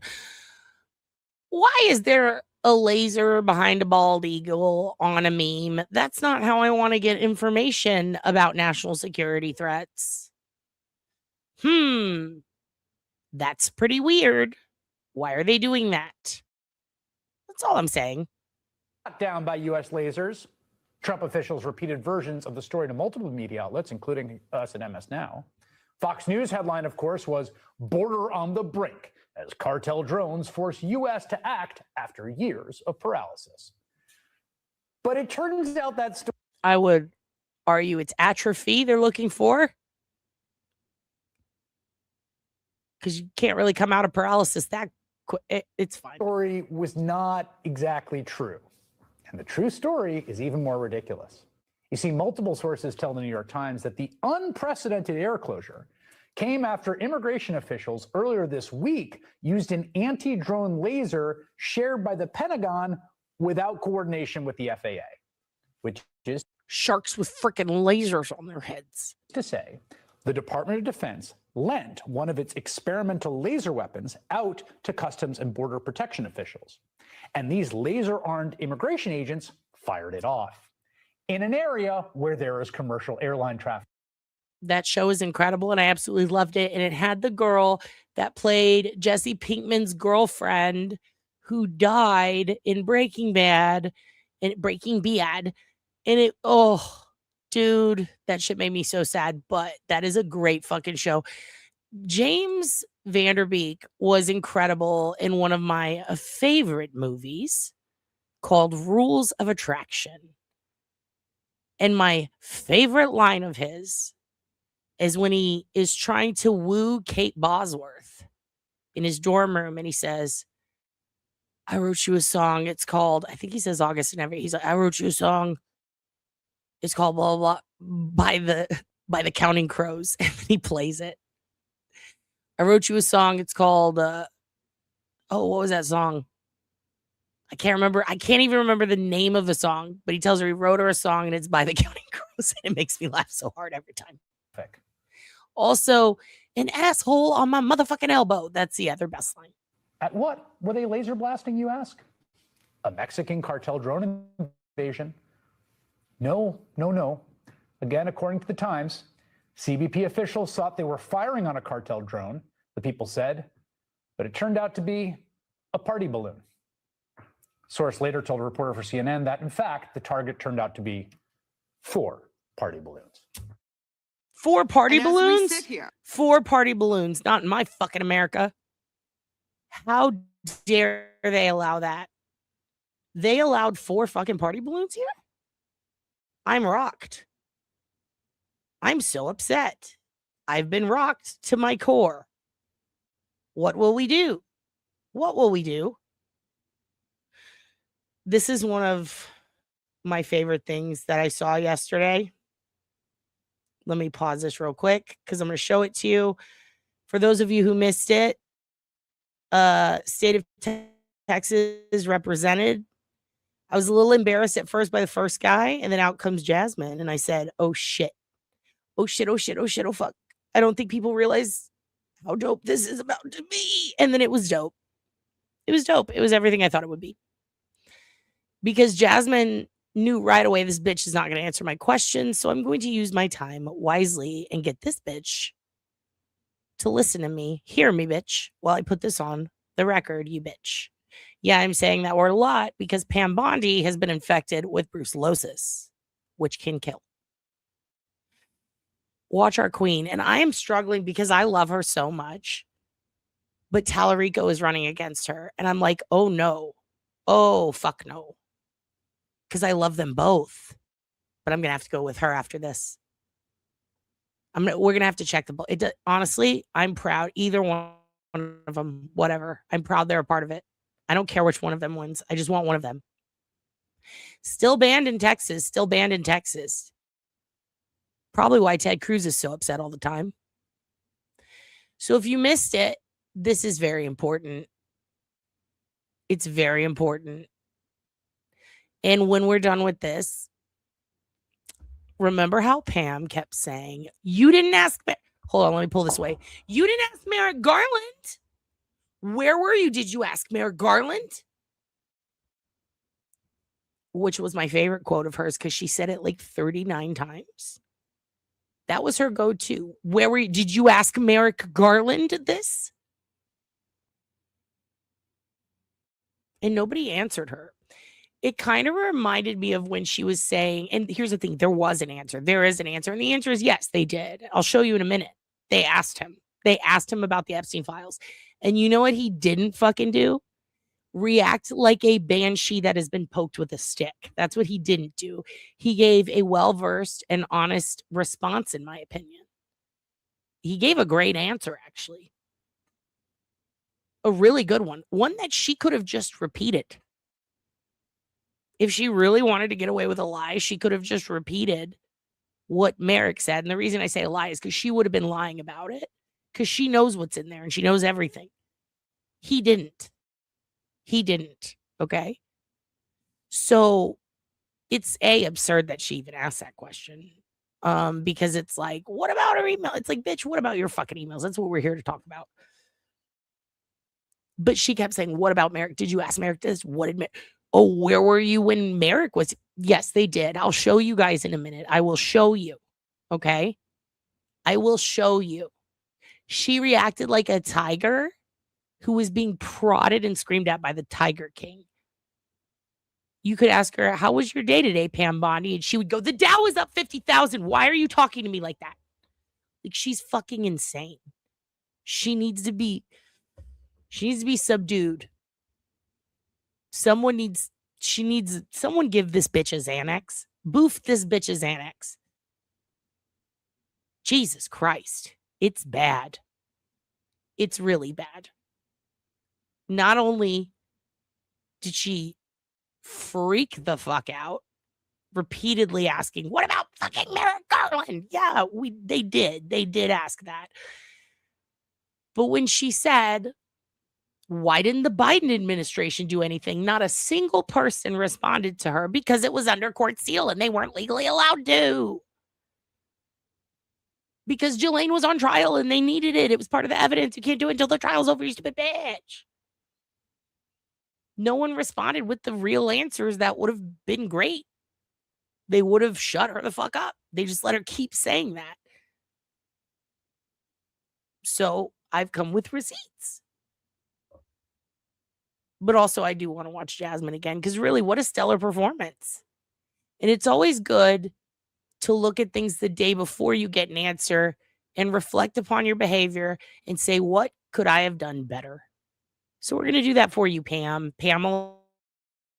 Mr. Chairman, and to be clear, I'm not going to ask any questions of this witness because this witness has revealed that she has no intentions of answering questions. But instead, I'm going to ask some very basic questions really quickly of my colleague, Becca Ballant, if she will answer right or wrong, raping children. Wrong. Right or wrong, killing random citizens.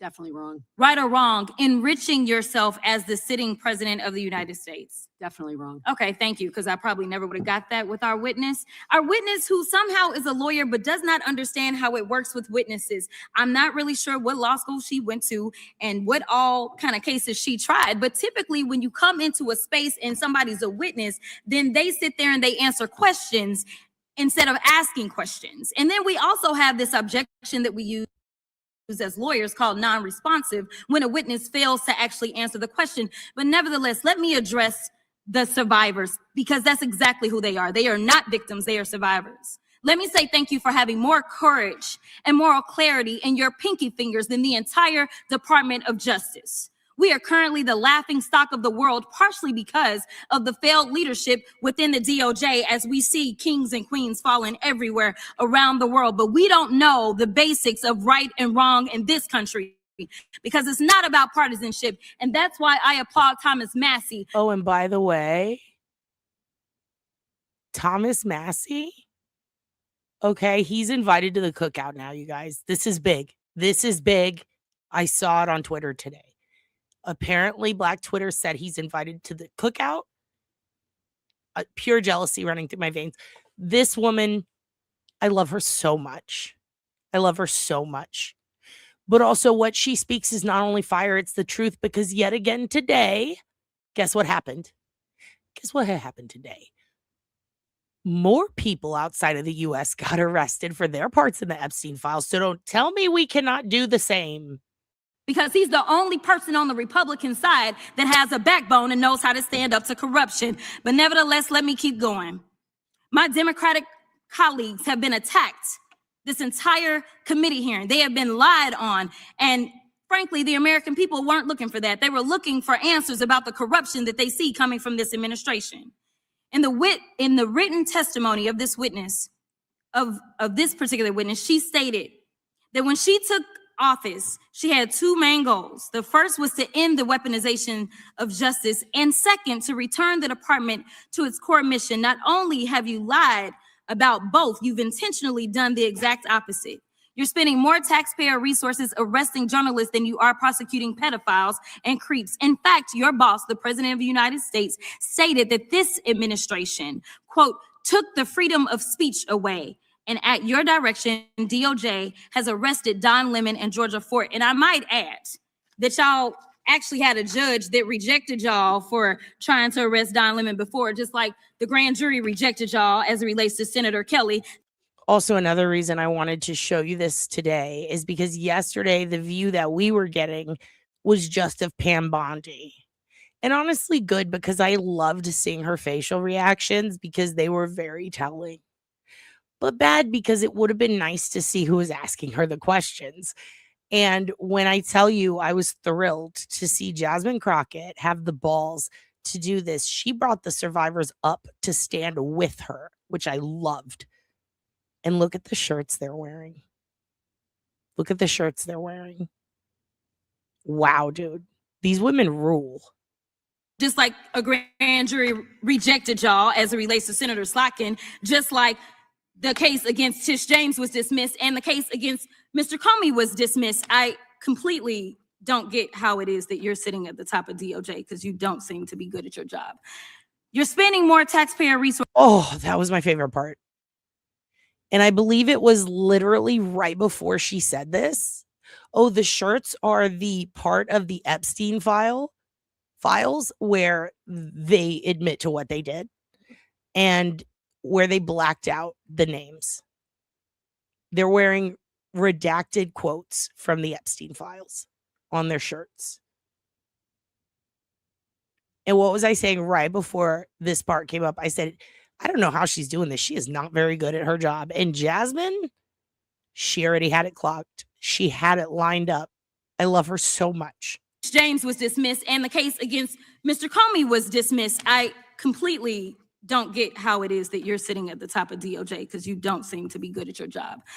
You're spending more taxpayer resources arresting these journalists. In fact, we know after Georgia Fort and Don Lemon were arrested, we know that there were homes of journalists that were raided. We know that threatened prosecution against students protesting your actions and forced tech companies to remove apps used to track ISIS activities. But let's circle back to you. And by the way, I saw a lot of people shout out on their social media. Why was she bringing all of this up? Trying to make Jasmine seem like she was not caring about the victims. Why is she talking about this in front of the victims? I thought the victims, because she's making a fucking point that the Department of Defense, the Department of Justice, Pam Bondi, and all of the people who have the power, the FBI, these people who are supposed to be there to protect this nation's security. Obviously, they're there to protect the politicians too, but mainly our country and us. Okay, us citizens, and those who are supposed to punish those who break the laws against us, particularly the most vulnerable of us, children, the elderly. What are they wasting their money on? She's going through a list. Here's everything that you've wasted time and money on, and yet you don't have time to prosecute. The people who are currently in our highest positions in government that raped kids and sex trafficked people. Not only that, you're not even putting in any money to investigate them so that you can clear their name if they didn't, maybe? Why? Why do you have time to put a nurse in prison who is an American because she took a picture of ICE? Why do you have time to shoot a nurse in the head who is American because he took a picture of ICE? Why are you pumping rounds from an automatic weapon into a woman's car because she honked near ICE? That happened. Jesus. Oh, yeah, and his mom used to dress him up as a girl as punishment to get him bullied at school, and then she abandoned him. It's really disgusting. And you know what's even crazier than that, Luis? As if it couldn't be crazier, not only is the prison this perma institution of never-ending cyclical violence that spits out more violent offenders than it takes in, both in juvenile and beyond, all the way up to adult prison. Because who knows anymore? Now they're putting little kids in there, apparently. not only is it actually that fucking bad, you know what's worse than that, in my opinion, Louise? You know who makes money off of it? The very people who are in the Epstein files who are not being prosecuted. I'm not fucking kidding you. There are people in those files who are politicians who have bought into private prisons and are making money off of what they are doing, off of Kristi Noem and Pam Bondi's decisions, instead of going after their colleagues and themselves. It's so disgusting. You protecting pedophiles and creeps, because I want to talk about the president and his possible involvement with Jeffrey Epstein. Now, I don't know what the president might have done with Jeffrey Epstein, but unlike this administration, I believe that facts matter. So let's talk about the facts. Fact number one, Donald Trump is one of the most named people in the Epstein files. At least 5,000 files contains more than 38,000 references to Trump, his wife, or Mar-a-Lago. Fact number two, Jeffrey Epstein and Ghislaine Maxwell made young girls available. Look at Ghislaine with her fucking begonia looking ass haircut. Bitch, you look stupid. You don't look like a pixie. It's ugly on you. It doesn't fit your face. Begonia looking ass bitch. Trump looks creepy all the time. But he looks even creepier next to your bitch ass. That's a shitty haircut, Ghislaine. To Trump on multiple occasions. For example, according to this file, Ghislaine Maxwell presented a young girl to President Trump who spent more than 20 minutes apparently flirting with her. Here's another example. This shows notes from FBI investigators that describe Jeffrey Epstein transporting a victim to Mar-a-Lago to meet with President Trump, where he bragged to Trump that, quote, this is a good one. Now, I'm not saying that the president is a pedophile, but there is a lot of evidence in these files that suggests that he's very close friends with a lot of men who are pedophiles. What's crazy about all— I love the way she said that. There's a lot of evidence that he is best friends with a lot of grown men who are pedophiles. Thank you. Thank you very much. If it walks like a duck, if it talks like a duck, if it hangs out with pedophiles like a pedophile duck, then maybe look into it. All of this is just that this is a big cover-up. And this administration is engaged in it. In fact, this administration is complicit. But there are numerous others, like how the DOJ is attempting to obstruct justice in the investigation of the rogue agents who have murdered American citizens, or how the DOJ seized voter data from Fulton County in an attempt to steal the 2026 midterm elections, or how federal agents have Tom Homan on tape accepting a bribe and your agency killed the investigation, or how your agency is ready to give the president a $230 million payday, which is unconstitutional. The Constitution is clear. The president shall not receive any payment except his salary while in office. The fact of the matter is that you will be remembered as one of the worst attorney generals in history, an attorney general who has prioritized obstruction over justice, corruption over the law, fealty to the president over loyalty to the Constitution. And Mr. Chairman, I will yield. Look at that. Look at the little fire over her eye. God, I love you. I love you, Jasmine Crockett. I love it when you talk your shit, because your shit is true and your shit is right. And I get down with it. Okay. So, back to Merrick Garland. Merrick Garland. You didn't ask Merrick that. But what about Merrick? What about Merrick Garland in the last 4 years? Did you ask him that? Pam, would you like the fish or the chicken for your dinner tonight? I'd like you to ask that to fucking Merrick Garland. Did you ask him if he liked the fish or the fucking chicken? Okay, calm down, Pam. We just want to know, did you want the fish or the chicken? I told you, ask Merrick. Fuck. Let's put this up. Let's put this up.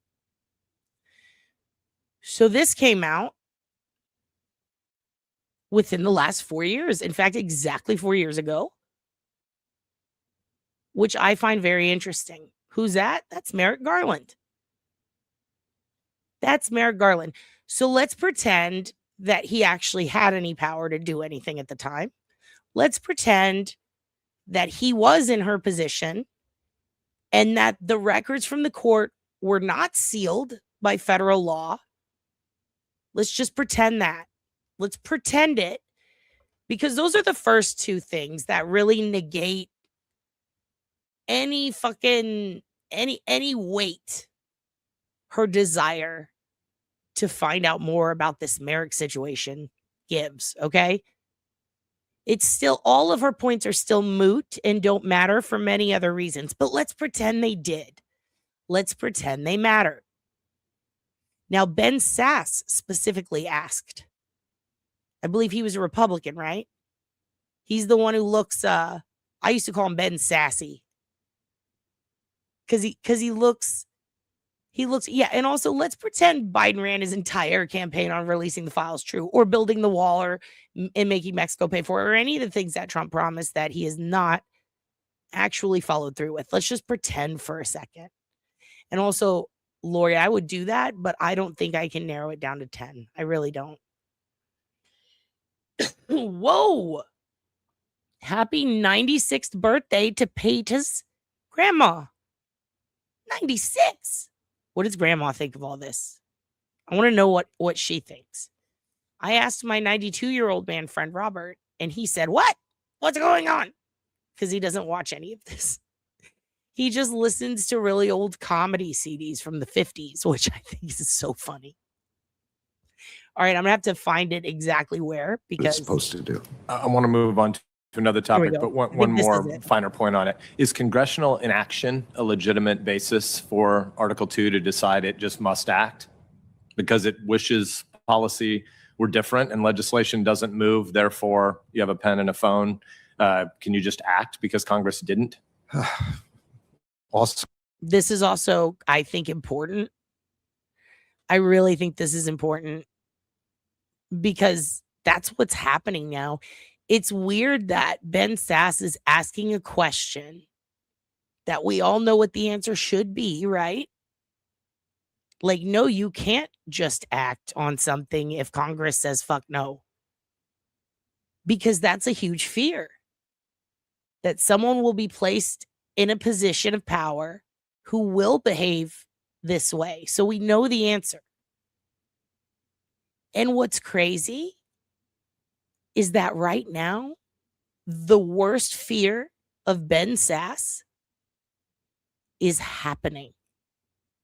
Pam Bondi would not have been able to answer this question because she already did that. So you're asking really tough questions of our basic constitutional structure. Doing so simply out of upset that Congress hasn't done what you want, obviously not okay. But interesting, because that is exactly what's happening now, is we have people doing exactly what they want without Congress's approval. The nightmare's happening. Oh, I wish we could go back 4 years.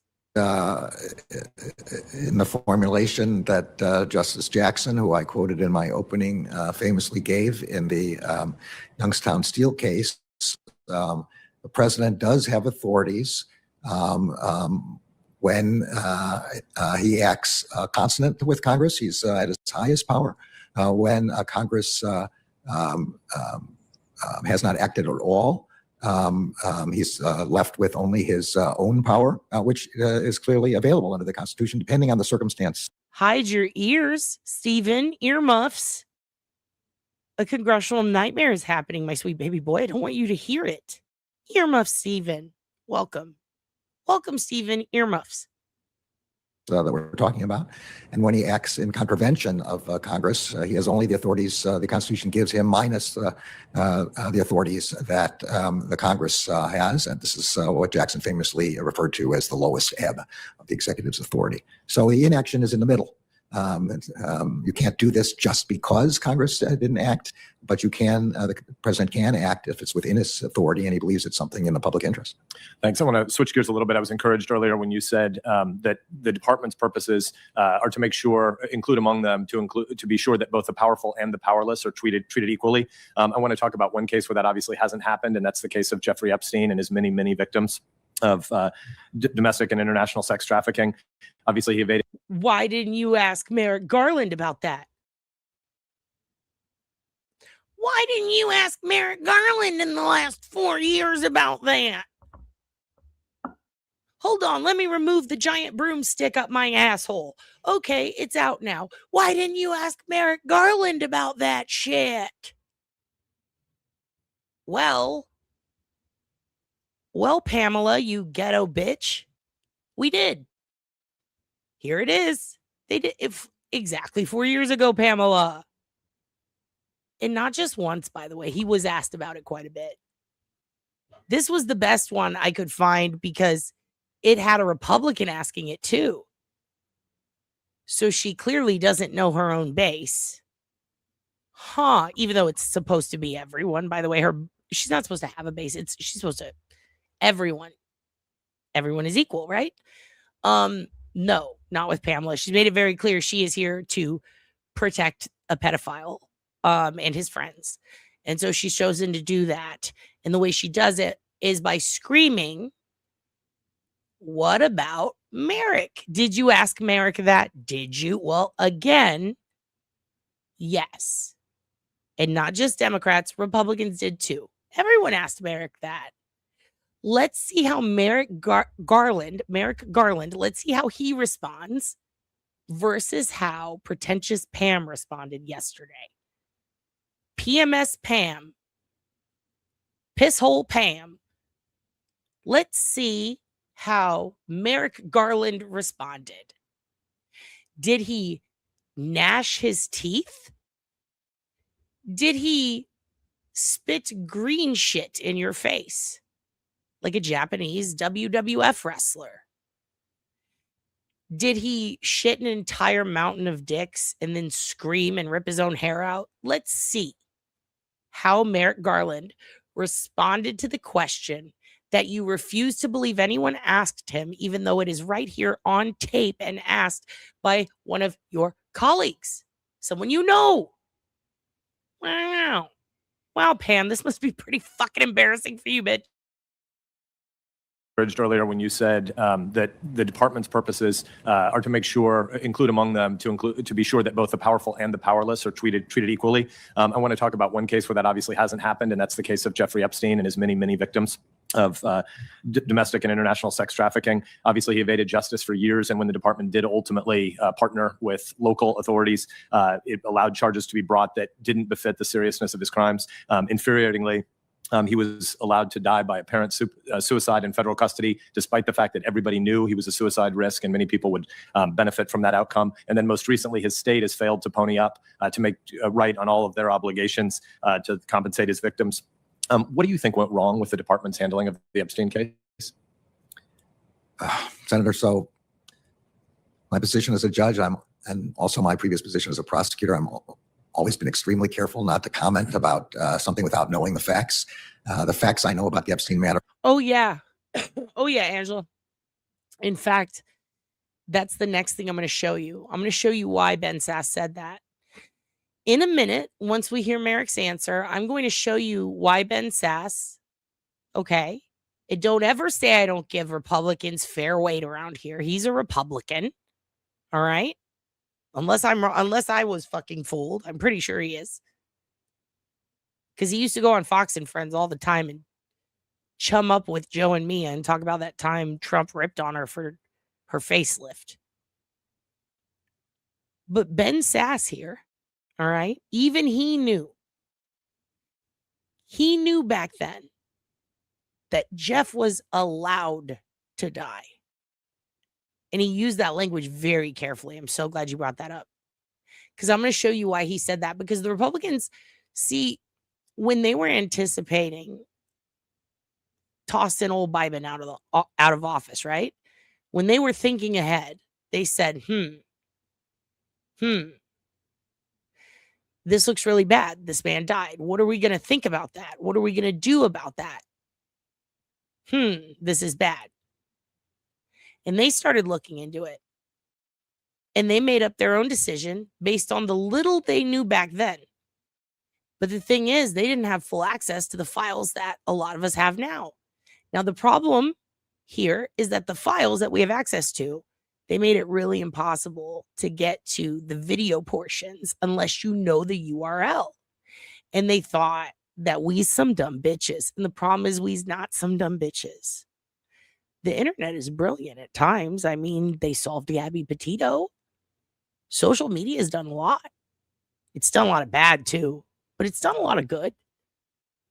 And one thing they fucked up on is the fact that you can copy CTRL-C, you can do a right click, you can hit copy on the PDF that accompanies every video, which is easily searchable. And then you right click it and then you put it up in your browser and you just take the PDF part off and you put MP4 or MOV. And then guess what pops up? The video. So we were able to go back and pull that. And when you look up, well, what time did he die? Which is on record. It was 6 a.m., right? And it was August 10th. So you go to that video. And once you go to that video, you just go forward and forward and forward because it goes in order. You'll notice that the time he died, they have every video, by the way. That's the part that reminds me about Delphi. Isn't it crazy how many people are positive that this is a cover up, the whole Jeffrey death? Republicans, Democrats, pro-Richard, anti-Richard, everyone kind of agrees. Like, it's really weird, right? How the one video for the exact time of his death is missing. But for months and months before, they have every video. And for months and months after, they have every video. For the next day, for the day before, all that video is fine. We have it. But the one that just happens to be missing, out of so much video, the one that just happens to be missing is the exact time of death. Mysteriously, they're just missing that one video. Kind of how mysteriously Richard just didn't have that one cell phone. Crazy. And we see that in so many cases. We really do. But I digress. We'll see that video in a minute. The one that I think is suspicious. Because they did include the day before and the day after, just a few hours later. They just needed to get rid of that one part. But there's something really weird there that I noticed because I sat there and watched through all of it. Day before, the day of, and the day after. I sat there and I watched it and it was hours and I sped it up. But I noticed something even more super fucking weird. You know what's weirder? Is that right before and right after, what do? These guards come up and they put a giant whiteboard in front of the camera. And then they pull out this weird, huge box and they roll it to the middle of the ground at one point on the ground floor. And this guy like stands up and kind of gets in it to show that it's empty. And I'm not shitting you. You're going to see this. I'm going to show it to you. It's from the DOJ. And they clearly made a mistake. They clearly did not. I mean, they tried to hide them all, but they hid them poorly. And then he gets out of this big rolly box. And then this guard walks up to the whiteboard and then bumps it forward so that it hides more. And he tries to make it casual. And then he unlocks the door and walks into the room right next to the cell that it's facing. And you cannot tell me that it makes any fucking sense unless they were doing something. Because they didn't take pictures. They didn't have any footage wheeling him out or any of him dead in the cell, which they're supposed to do. It is common practice. And they have had people die there before. And guess what they did every time with that? They got the pictures. They waited on the investigators. They did everything they're supposed to, but they didn't do that this time. Now, I'm not one of those nutbags who, and I shouldn't say nutbags. At this point, I don't blame anyone for believing anything anymore with this shit because it's so fucking crazy so far. If you would have told me years ago that Chris Tucker hung out with an old Bear Stearns associate on a private island where kids were fucked If you would have told me that the guy's a billionaire who owns an island and he has giant gold eggs in his house, and that he uses the weird old massagers that are so, I mean, they were in the Sex and the City season 1 episodes. And he gives that to kids and takes videos of them dancing and is really interested in eugenics and cryo freezing to create a master race. And he has every single politician blackmailed. I would have said, well, that's pretty fucking weird. Maybe did you take too much Klonopin? That's fucking weird. But okay. But I definitely would have said behind your back, they're fucking crazy. Something's up.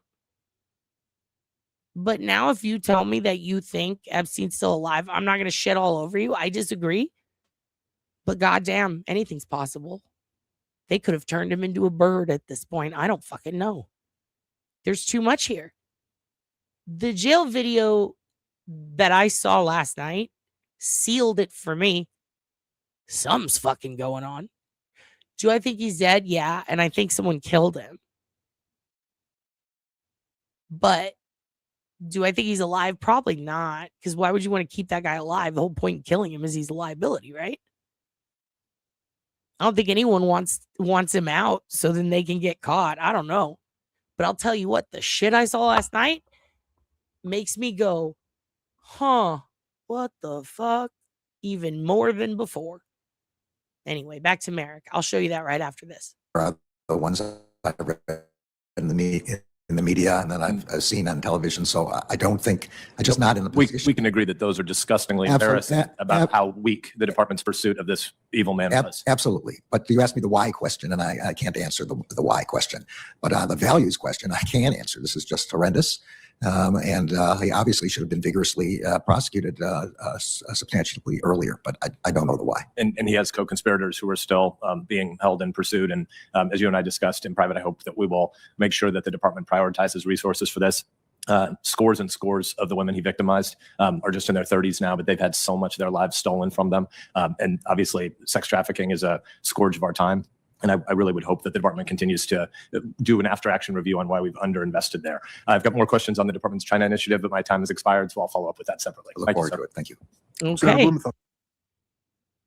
So, recently released documents from the Jeffrey Epstein files. Let's go ahead and pause this for a second and remove this. I am going to put up, give me just 1 second here. I'm going to I have to prove to the Department of Justice that I'm not a robot. Give me 1 second. Okay, so this video is from before, or wait, hold on. Yeah, this is after his death, I believe. Because this is in military time. Hold on. Let me go back. And then let me pull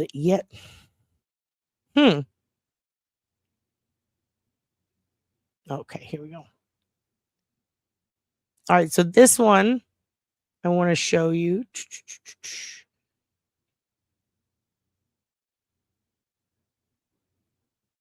The Honorable Pam Bondi. This is something else that she did and said that pisses me off. And I just want this to back up the Merrick Garland thing, because I told you she told more lies, right? So what are the lies she told? Well, one implicated lie. I would say it's more of an implicit situation, okay? She's basically implying that no one ever asked Merrick Garland, did you ask Merrick any of it? Okay, bitch, chill. Because we just watched it. Yes, they did. What do you think of his behavior? What do you think of his answer?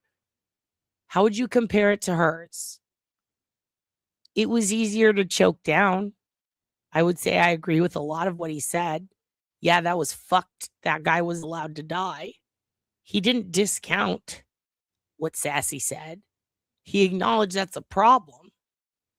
He didn't have any power over it.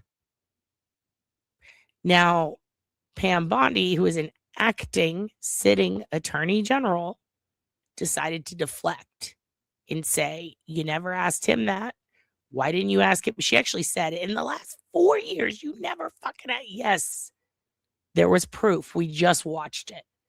Ben Sass, a Republican nonetheless, 4 years ago, asked Merrick this question. And there are multiple other examples of him being asked that question, him answering it accordingly, and not behaving like a rabid toddler, ma'am.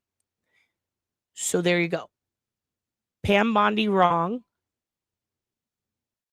Okay. Check mark under silly bitch category. Wild and out silly bitch. Did not do the assignment. Did not read the book. Does not know what she's talking about.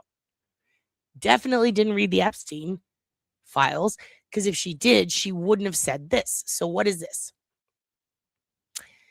This is a document here. This is to Pam Bondi.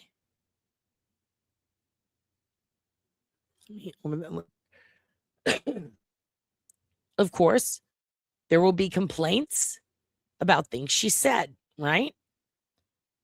Let's read one of them. That someone sent her on July 7th. The Department of Justice and the FBI released an unsigned memorandum regarding the Trump admin's exhaustive review of investigative holdings related to Jeffrey Epstein. This memorandum made 2 official findings. Number 1, this systematic review revealed no incriminating client list. And number 2, after a thorough investigation, FBI investigators concluded that Jeffrey Epstein committed suicide in his cell in Metropolitan Correction Center in New York City on August 10th, 2019. The first finding, okay, that there's no incriminating client list, the first finding directly contradicts public statements you've repeatedly made. The DOJ may be releasing the Jeffrey Epstein's client list. Will that happen? Your response was, it's sitting on my desk right now to review. And they go on and on and on, telling her, we know that there's thousands of pages of documents. You said there was a client list. But now, July 7th, this was July 7th of last year, you have said there is no incriminating client list. Okay? So I need you to keep that in mind. All right? So that's kind of crazy, right? That she said there's no client list. That is so wild that she said that. And here's why it's wild. I'm going to show you right now a video of why it's wild.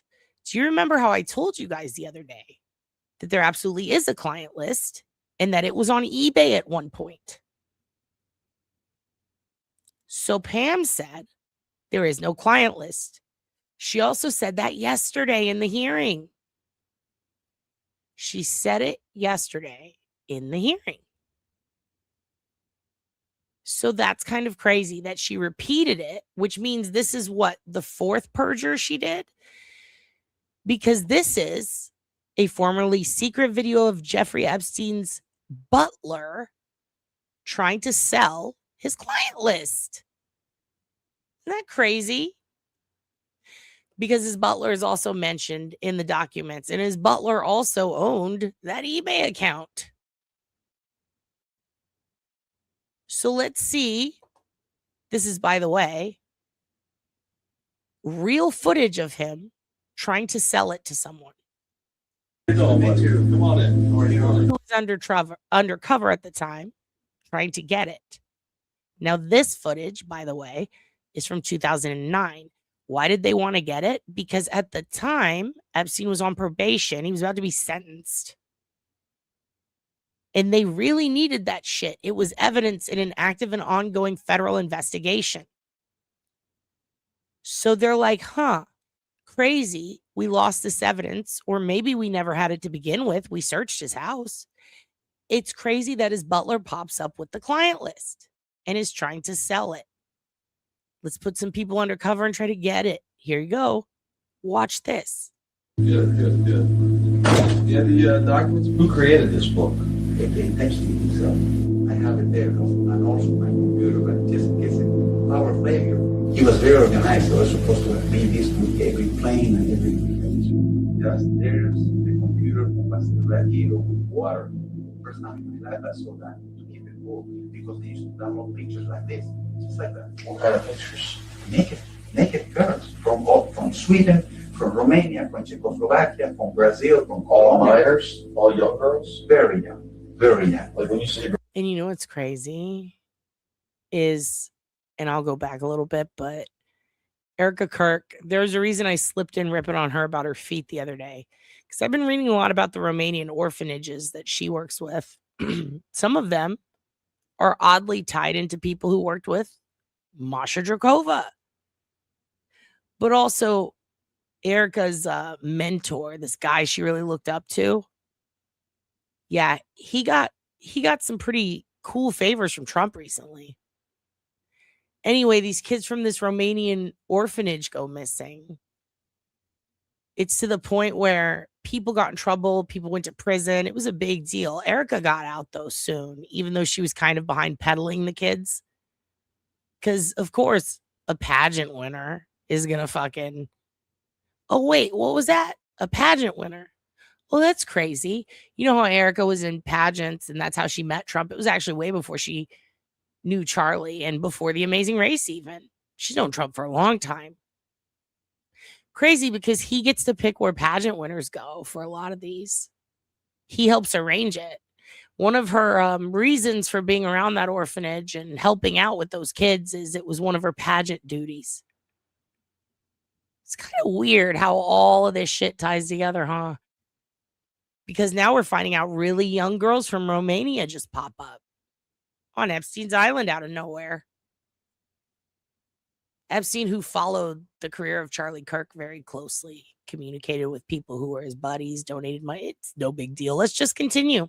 minors? All young girls? Very young. Very young. Like when you say very young, how young are you talking? 16, 17. The teenagers, they have braces, most of them. Younger than that though? Yeah.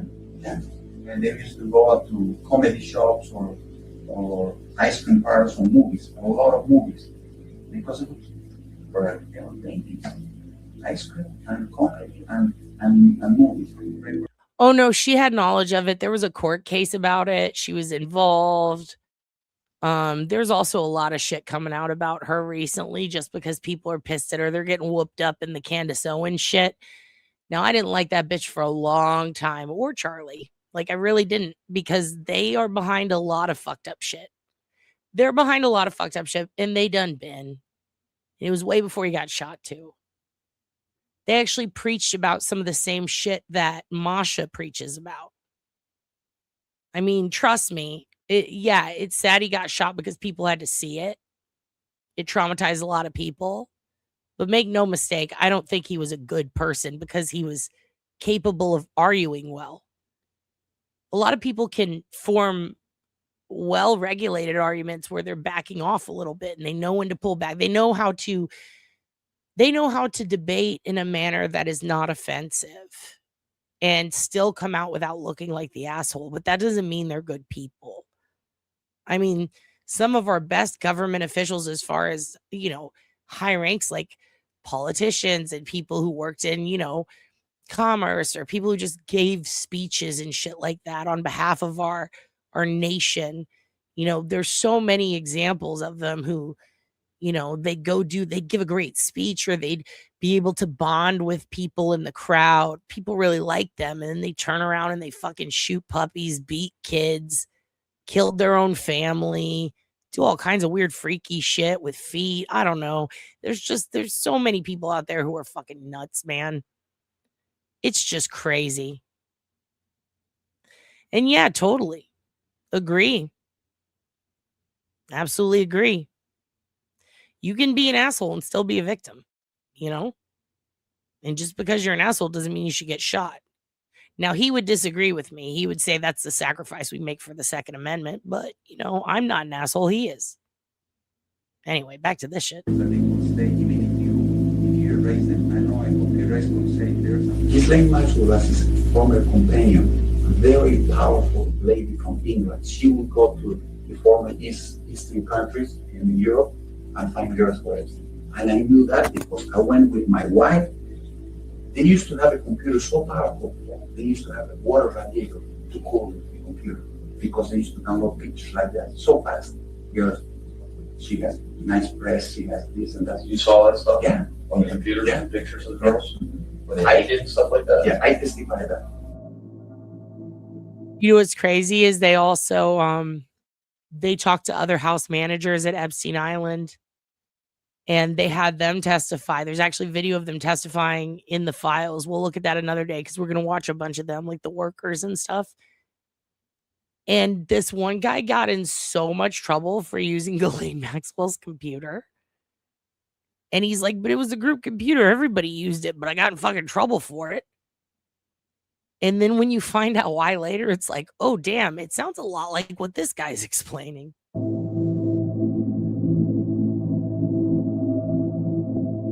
See that? Tried to sell the book while hiding it from them. 50 grand he tried to sell it for. It's cute girls. They go to comedy shows. They have braces. It's from Jeffrey Epstein. Do you know who that is? Trying to make it seem like, damn, what a cool thing to have. Ew, dude. They would go back to former Prime Minister of Israel, in 2003. The Secret Service was there. Oh, yeah. And then see how they compromised their own undercover agent. Hello, Vermont. Hello, Vermont. Hello, Satan. They compromised their own agent when they put it up. And that's, you know what also is crazy? I had to get that from Al Jazeera. Because the American media didn't cover it well. That is so wild. What the fuck world are we living in? Anyway, so when Pam Bondi says repeatedly and then testifies yesterday that there is no fucking client list, and Al Jazeera is showing me the video from our FBI that went undercover to try to buy back the client list in 2009 that's not supposed to exist, I say bullshit. But not even that. It's listed in the evidence list. It is literally on the evidence log. So don't tell me that shit don't exist when you're under oath, you raggedy bitch. Yes, we'll watch it again, Angela. Absolutely. So again, this is Epstein's butler, who is included in the fucking, not even just these files that have long been released from his Florida case. This is him with an undercover FBI agent who's trying to buy back Epstein's black book, aka the client list, for $50,000. And Al Jazeera is here fucking telling me, because my own people fucking won't, saying, hey, look at this guy. See how it fucking exists and is real? Oh, and also, you can find the eBay listings on the Wayback Machine. Like, this is pathetic. She lied under oath. And we should put her in a cage like Britney Spears. Okay, here, watch it again. How you doing, buddy? Come on in. How are you doing? Good, good. Yeah, the documents. Who created this book? Epstein. So I have it there, and also my computer, but just in case our failure. He was very organized. So I was supposed to be this to every plane and everything. There's the computer was ready with water. First time in my life I saw that to keep it cool, because they used to download pictures like this, just like that. What kind of pictures? Naked girls from Sweden, from Romania, from Czechoslovakia, from Brazil, from All Colombia. minors? All young girls? Very young, very young. Like when you say very young, how young? 16, 17. The teenagers, they have braces, most of them. Younger than that though? Yeah. And they used to go out to comedy shops or ice cream parlors or movies, a lot of movies, because it was paintings, ice cream and comedy and movies. I remember that they would stay even if you erase them. I know I would erase would say there's something. Ghislaine Maxwell was his former companion, a very powerful lady from England. She would go to the former Eastern countries in Europe and find girls for Epstein. And I knew that because I went with my wife. They used to have a computer so powerful. They used to have a water radiator to cool the computer because they used to download pictures like that so fast. Girls, she has nice breasts, she has this and that. You saw that stuff? Yeah. On the computer? Yeah. Pictures of girls? Mm-hmm. When they hide it and stuff like that? Yeah, I testify that.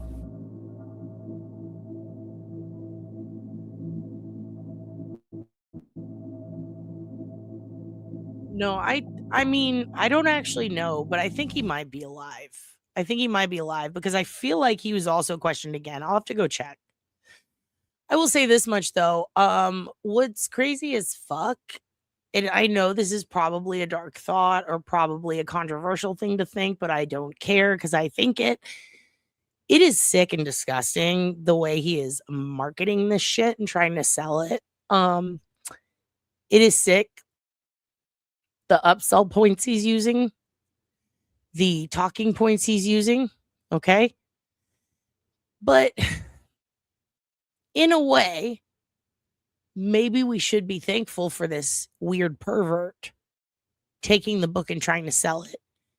Because so much evidence went missing from the first case and seemingly the second. Hell, the fucking body, right? Like, so much went missing. I feel like if he hadn't jacked it and tried to fucking sell it on the open market online, if he hadn't done that, then maybe we wouldn't have it. Part of me thinks that if the Department of Justice or the state of Florida had access to that book early on, that evidence would be lost. But this epic weird pervert, this Mr. Belvedere gone bad, seemingly said, I'm going to take this from my boss and sell it, and took pretty good care of it because at least it exists. Other evidence gone, other people dead. That's a real bittersweet situation there. What a fucking trip. And here's the other thing. People who, he got it on record. Here's another thing. People tried to use that an excuse. The people who have been long game arguing about Epstein, the people who are defenders of the pedo president, they love to say like shit about how, well, we don't even know if those clients are real because this guy could have tampered with it. He could have tampered with evidence. That's a great way to get it thrown out. Oh, honey, they were never going to persecute these people. They were never going to prosecute these people. They were never going to do that or persecute him. They did that shit to themselves. Like, book or not, the book is just that's just his client list. We have client evidence. There's videos. There's digital data. Cellbrite analysis was done. You can find it in there.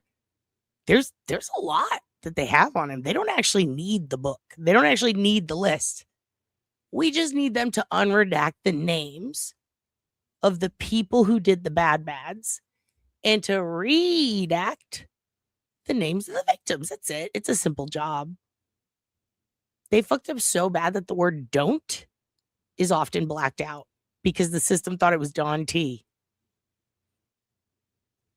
This shit's nuts. I'm going to let it finish playing and then we move on because I'm going to show you the jail footage and how to find it.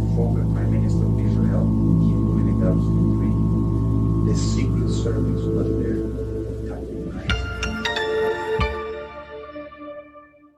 Okay. Thank you, Al Jazeera. So, one more thing though.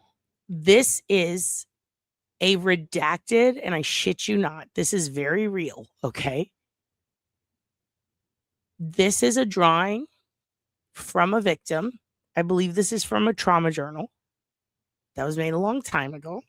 This is from a victim, and it's in the files, and only part of it was redacted. And I want you to take a look at this. Take a look at this, okay? Now, why did they redact this?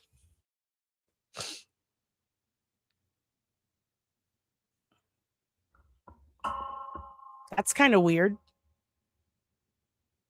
Because I look in the background and I can pretty much tell who this person probably is on this couch.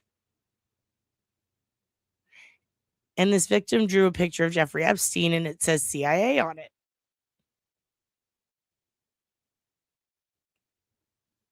Oh, that's the thing about pedophiles. They like both. They don't just like kids.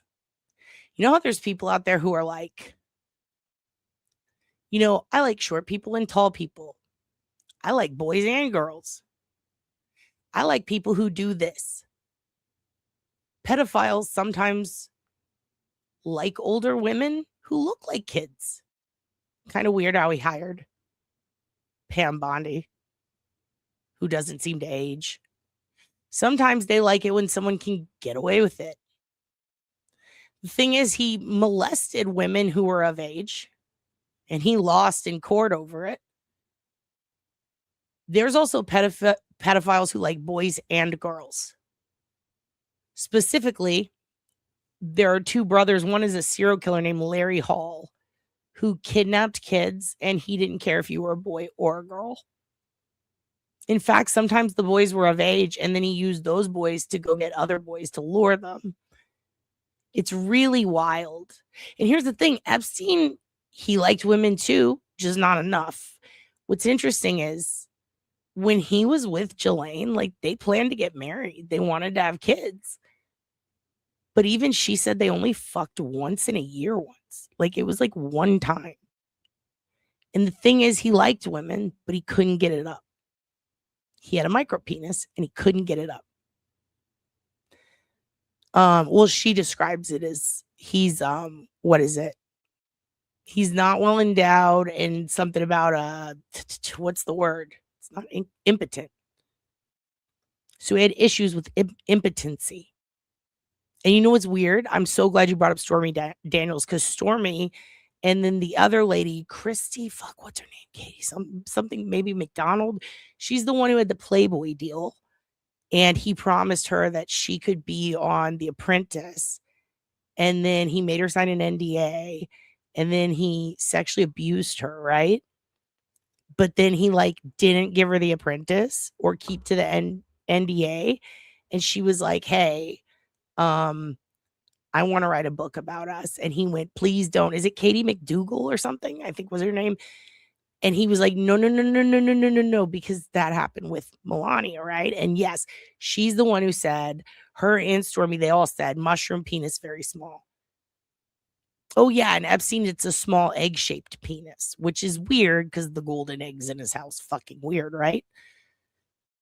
So, and oddly, their buddy, Weinstein, he was invited to the Kushner party too, when Kushner ran the New York Observer. Remember, I showed you guys the other day. That's another lie. 2013, kind of weird that your son-in-law, okay, not allegedly anymore, Laura. He lost in court with E. Jean Carroll. That is confirmed, mushroom penis. And also with Jeffrey Epstein's first case out of Florida, that is a confirmed egg-shaped dick. So there's that. And here we have a survivor who drew this as her trauma journal. And it's got Epstein's head with the CIA next to someone who happens to look like someone who really fucking loves gold and is sitting on a gold couch with pictures of it. Let's just say it's fucking Trump. In my opinion, this is Trump. And yet, look what they redacted. So why did they say they would redact something if they were a victim or someone in a high position of power and it would impact our national security? Yeah, someone's an artist. Yeah, very good. Very good. Hard to see, though. Makes me very sad. But it's crazy. Yeah, a lot of the pedos, too, they'll be with older people. But that doesn't mean they can get off or they get hard. They're like, that's part of them, I think, trying to integrate. It's also, if they're a sociopath, that's part of the schmoozing element of it. They might be really good at talking. You've seen it without the redaction. It's Trump. Yeah, confirmed. Boom. I want to see it. I haven't looked for it, but I will. Okay. So let's watch this. I'm going to put some music in the background, okay, because it's a lot. We're not going to watch the whole thing. But yeah, let's do playback speed at 1.25.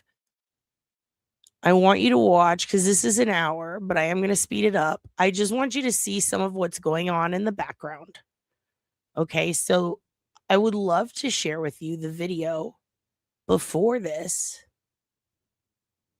that includes the death of Epstein, like, so you could see what was going on in the front of like where he's being housed. But that video mysteriously got lost, so it's not included on the Justice Department site. But this is the video. This is from the day of death. Okay, this is a few hours after he has passed. All right. And all of a sudden, a video frame pops up. This is how it starts. Okay. And it pops up. And all of a sudden, there's this whiteboard. And it just happens to be blocking Epstein's cell, which is over here in the background, down right there. And you can see there's someone right here. All right. Now, I want you to pay attention to over here in a minute, because I will move forward a bit. I will show you how to do that in just a second. Let me turn this on and I'll pull that up so I can show you. I'll be right back. Let's just start it. And I want you to see this. Oh, they didn't have to live redact it. They just didn't include they said the video got lost. So this is the first video you can see after. And see how there's someone walking right there? They're walking away from towards where his cell is. There's someone right here guarding. So he's already dead at this point. I believe. I think that's what this footage is. I'll double check. Be right back.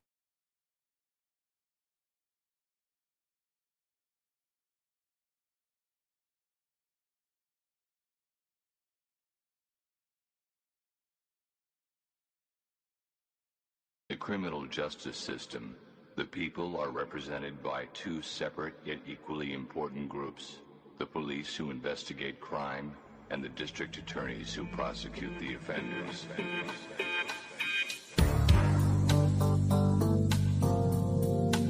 I see what you mean. They live redacted it. I get it now. Like they put up yeah, exactly. They put up a barrier right there. You can't see shit all of a sudden. That is so crazy. That's assault. That's assault. Break that. Stop that there. That's assault. That's assault. Break that. Break that. Stop that chair here. These people are going to eject you from this line. That's assault. That's assault. It is. You cannot touch me like that. Oh, I will be telling them exactly what happened. Break that. Break that. These people are going to eject you from this line. That's assault. That's assault. We have video of her just touching. Out of that chair. I will. Excuse me. She's a ma'am. Excuse me. Break that. That's assault. That's stop that chair. Ma'am. You cannot touch me like that. Break that. Break that. Break that. Break that. Break that. That's break that. Break that. Oh, I will be telling you. Break that. Break that. That's assault. Stop that. That's assault. That's assault. Stop that. Break that. That's assault. Stop that chair here. We have video of her just. These people are going to eject you from this line. Out of that chair. I will assault. It is incredibly appropriate. I will. You cannot touch me like that. That's assault. Break that. Stop that chair here. Ma'am, you cannot touch me like that. It is an incredible. That's assault. Break that. That's assault. Break that. Stop that chair. Ma'am. Stop that chair. Ma'am. Stop that chair. Ma'am. These people. These people are going to eject you from this line. Break that. That's break that. Break that. That's assault. Break that. Ma'am. Break that. Oh, I will. Ma'am. That's assault. That's assault. Oh, I will be telling you exactly what happened. Stop that chair. That's assault. Break that.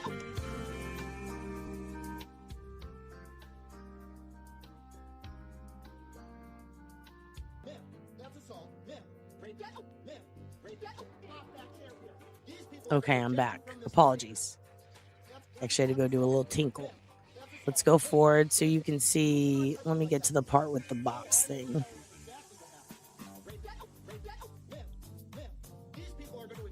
Oh, right here. Okay. So this could be, look, I'm gonna try to be Satan's advocate here. Okay. What you're about to watch, this could be, I don't know if it's a food cart, I don't know what it is, but it's a big it's a huge box, big enough for a person to get inside with a fucking open lid. And it's really weird. I mean, to me, he looks dead, but I'm like, it could also, I've seen theater makeup that's better than that. So I don't know. So see this thing they're rolling? They're rolling this thing that has a door. Okay, 2 of them. They're looking at it.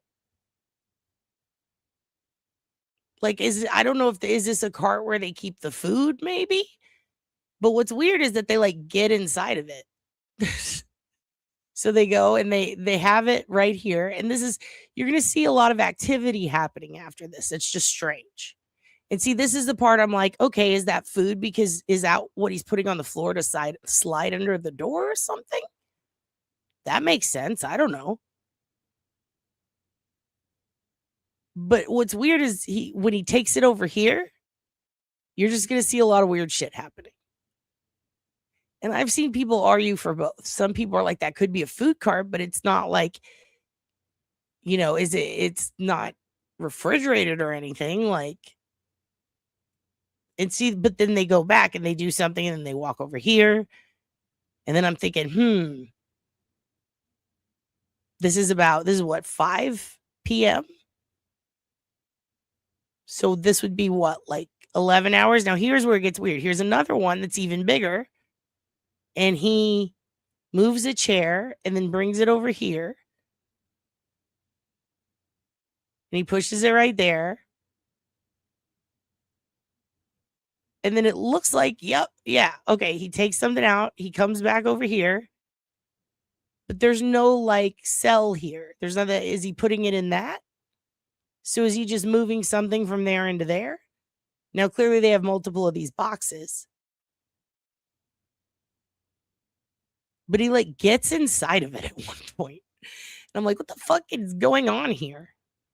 I mean, maybe he's reaching really far in. I don't know. Is he pulling stuff out to move it? That's what it kind of looks like. It looks like he's moving shit out from over here to here. And they're putting something over here.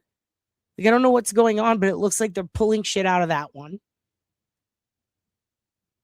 Keep in mind, this is 11 hours after the suspected time of death. Estimated. And they went the furthest back. Is it a medical card? I don't know. I was looking through jail carts, what they all look like, and I didn't see anything like this. But they're moving shit around. Nope. Nothing. They mysteriously lost that footage too. And see, he's handing him something red. So I'm like, maybe is that a food tray? What is going on here? 5 p.m. Is that feeding time in the prison? I started looking it up and it's like usually a bit later than that. And then they put something down there at the bottom. Is this a stack of trays? What is going on here? It's just weird. Is it laundry? Eventually they start to bring up shit and put it on here. Now keep in mind, this could all be nothing. But there's something, it looks like orange or red. And it's not just a little thing, it's bigger. And I'm like, is that his fucking body? Like, what is happening? This is just a video of they have blocked the camera right after Jeffrey died. And see, they're carrying something up here now. And it's got a bunch of stuff in it, but it's not food. I don't know what it is. But they put it right there. And then he moves the cart. And then he calls for them to open the door. And it's just kind of weird. Like, he kicks that out of the way. You don't need to kick it out of the way to get to the door. This is just strange. It's the movement of this thing that is strange to me. First of all, why did they put it in front of directly where you can see him? Why did they do that right after? So he dies and then they block the camera with this thing. And now they're moving around these big things and taking shit out of them and carrying it up to here. So are they using these to conceal stuff? What are they trying to like hide? Because we have pictures of all the orange shit found in his jail. It was all a bunch of jumpsuits and blankets. They're using the partition to block all this. Why would you do that? I'm going to let it play again. I'm going to let it continue. And this is on 1.25, by the way. Excuse me. That's assault. Stop that chair, ma'am. You cannot touch me like that. Break that. Oh, I will be telling As you can see, they're taking stuff out of there. It seems. Yeah, they're just taking more shit out of this box.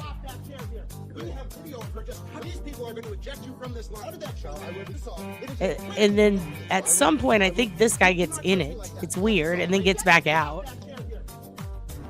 Or they're playing grab ass. I don't know what they're doing. So they took something out. It looks like they're carrying it up the stairs. They bring it here, but they hide it behind the partition. It looks like brown sacks of something. I don't fucking know. This is just odd. I'm just curious if anyone's ever worked in a jail. What are they? And then boom, moves that shit back further. Calls to say, hey, open the fucking door. I'm not trying to be one of those people who reads too much into this. I want to make it clear I have no fucking clue what's going on here, and it's weird. And I'm curious if someone else who has worked in jails can explain this to me. This is a cry out for help and understanding. Someone tell me what the fuck is happening. Yeah, I think he picks up the phone to call down to that front desk to be like, can you buzz me in the back? But yeah, what's up with these envelopes, and why did they put the partition up in front of the only camera that faces a high-level fucking inmate cell? The people are represented by two separate. Yeah, he's not even in there yet. The police Like he's dead. and the district attorneys who prosecute the offenders. So why the partition covering it?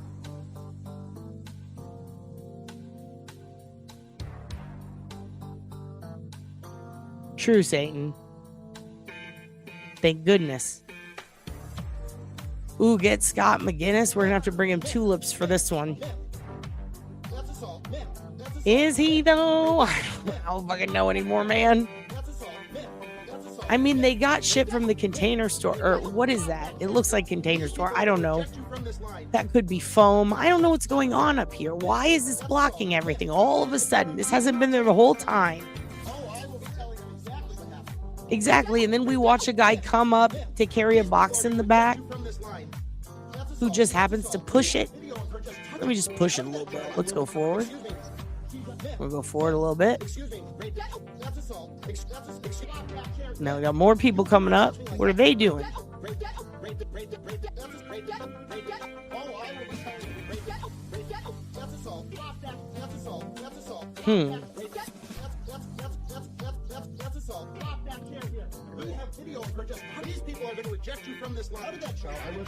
You know, the only way we can find out, Satan, is if we kill a pedophile. And I'm too lazy right now. And I don't want to go to jail, because then they're going to put a partition in front of me and start taking manila envelopes out and refuse to cooperate with the DOJ. Why is this person leaning when they should be cleaning? I have a question. What are they looking down at? They're just looking down going, look at all that we've created. Look at all this shit we covered up. We did a good job today.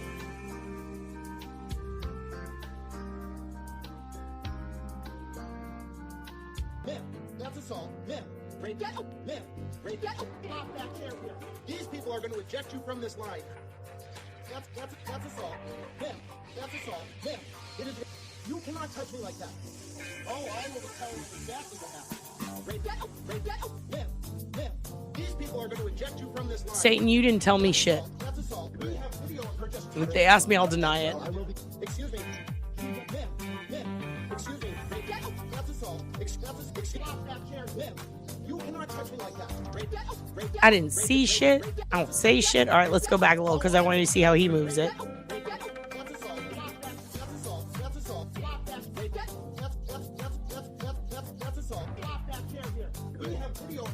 These people are going to eject you from this line. Out of that show, I will assault. It is incredibly offensive. I will. You cannot touch me like that. That's assault. Stop that chair here. Men, you cannot touch me like that. It is an incredible. That's assault. That's assault. Stop that chair. Men. Stop that chair. Men. These people are going to eject you from this line.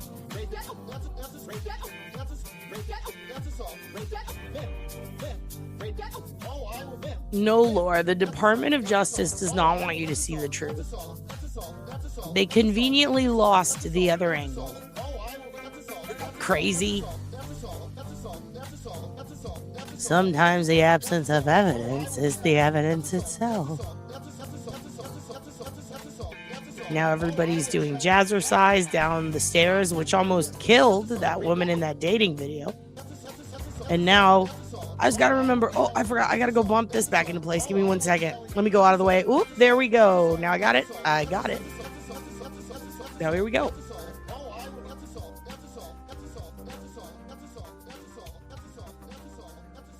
That's a good point. That's a good point. Is that an Odin patch? I'm just kidding. I just said that to work a couple people up. All right. Now I did the old pushy of the thing. So I'm going to go ahead and walk back here into this mysterious room now. So see how he pushed it? So now it covers up the entire front desk area where all the workers are. Is this just so they can vape? Are they just trying to vape or rip a doob? Like, what the fuck? Let me just go ahead and block all of you. Let's go ahead and block all of the view. All right, now that's good. So it's just kind of weird how they just need to move it just a little bit. Is it so they can vape? Are they getting massages? What the fuck is happening? So then it just stays for a while and you see people going in and out right here and that's it. You don't see any access to a cell, the front desk, where all the shit's going down, or even the Gen Pop Center, which there isn't because it's solitary, but you don't see literally anything going on. And this is just hours after his death. Oh, here we go. Wait. Let's go a little bit till this fella comes in. Oh Lord, here he come. Oh Lord, here he come. Coming up the stairs just to move some shit. Oh Lord, here he come. What you gotta block now? Huh? What you gotta move? What are you doing now? What's up, dude? Oh no, he doesn't need to use a phone this time. He can just yell. Is he gonna push it? Is he gonna push it? Let's see if one person can make it by without touching it. Let's see if one person can make it by the whiteboard without fondling it. He did it. Proud of him. Proud of you, boo. You did it. He's going to pop out and go, wait a minute. And he's going to move it again.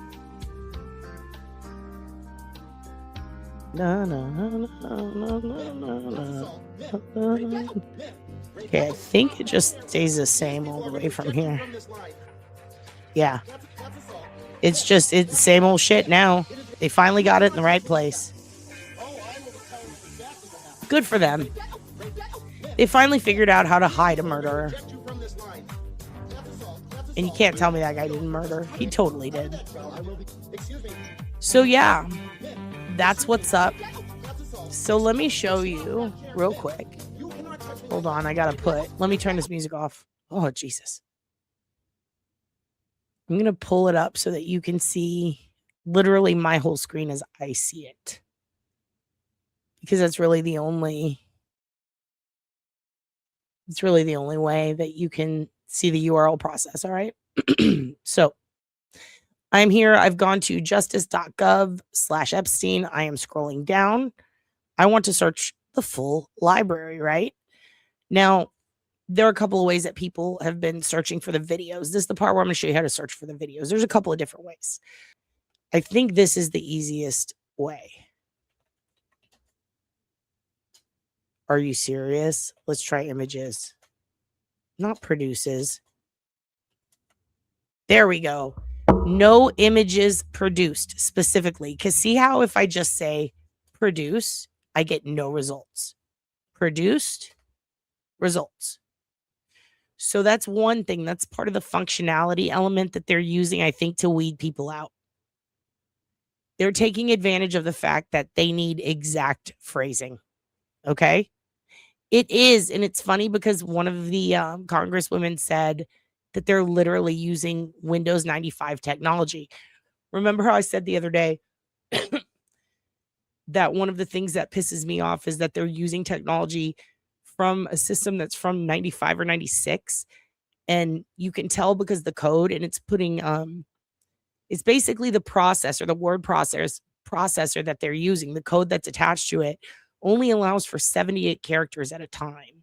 So once you get to that last character, it's going to automatically put equal marks. So it will take whatever character is supposed to be there and just replace it with the equal sign. So when it says girls equal 9-year-old, people were freaking out, but that was really 19 in that one specific email. It just replaced the one with the equal sign. In others, equal signs will be randomly thrown throughout. Those are typically on older documents or documents that were uploaded a long time ago. And instead of putting in a new system, they chose to put all the documents in that processor. And it's so fucking old.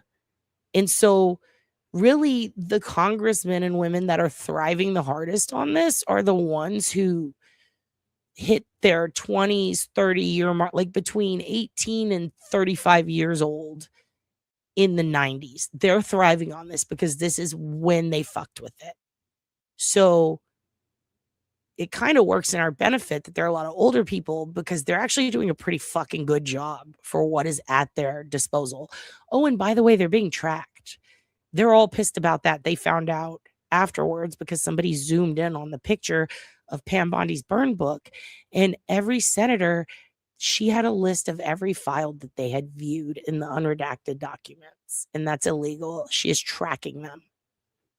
So that's crazy. So anyways, if you go to, oh my God, Laura, thank you for $9.99. You are going to get Big Boy on the Roof in just a moment. I love you. And also, yes, they're fucking, she's using, what was it? Excel spreadsheet to text or some shit on her BlackBerry. Laura, I'm going to play something special for you after I finish showing you guys how to do this, because this is very important. You need to know, Laura. So type in exactly no images produced. All right. Write that down if you have to. Type that in.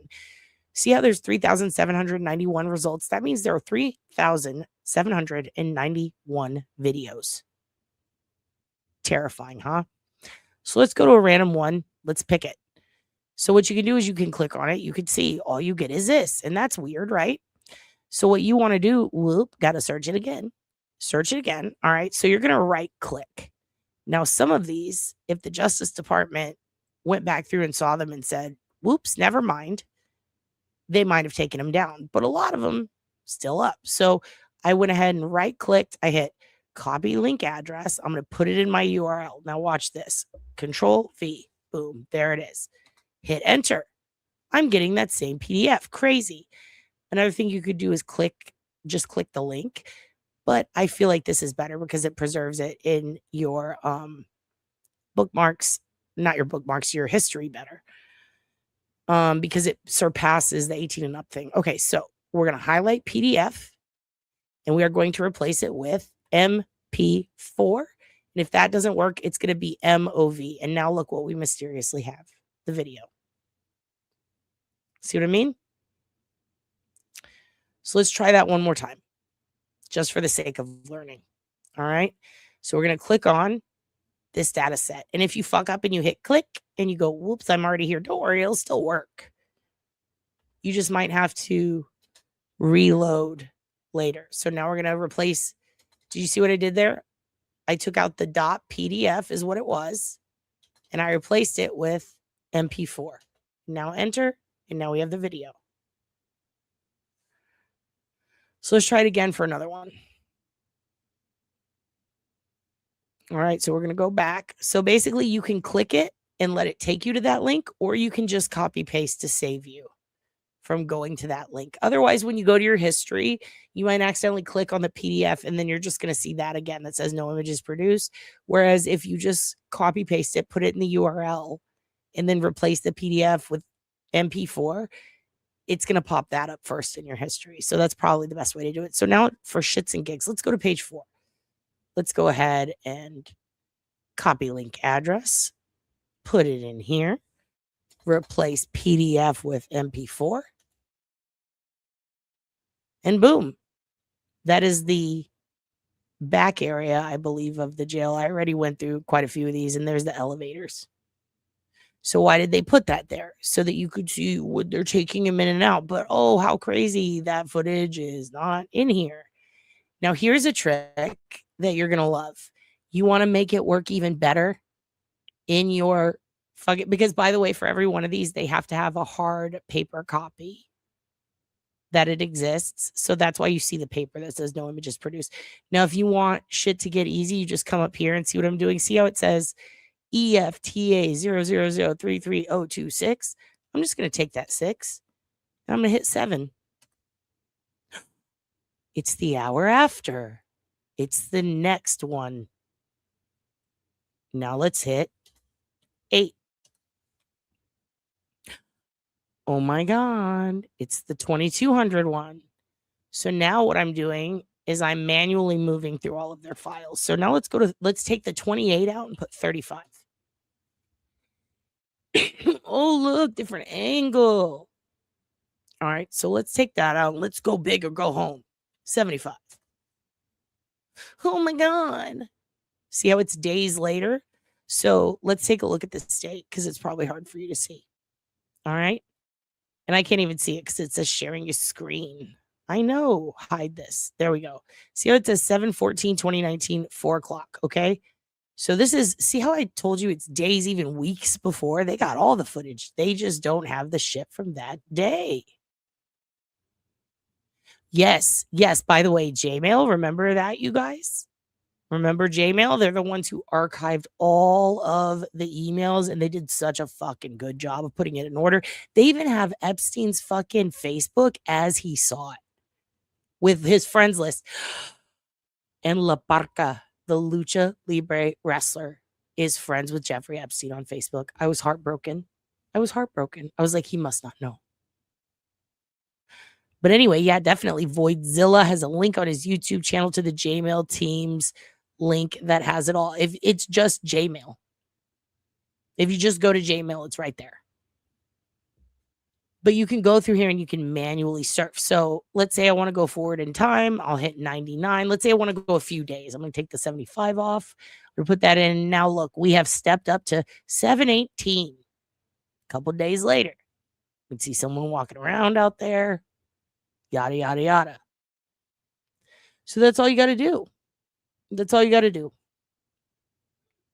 Is you just go copy and paste. All right. Oh, hello.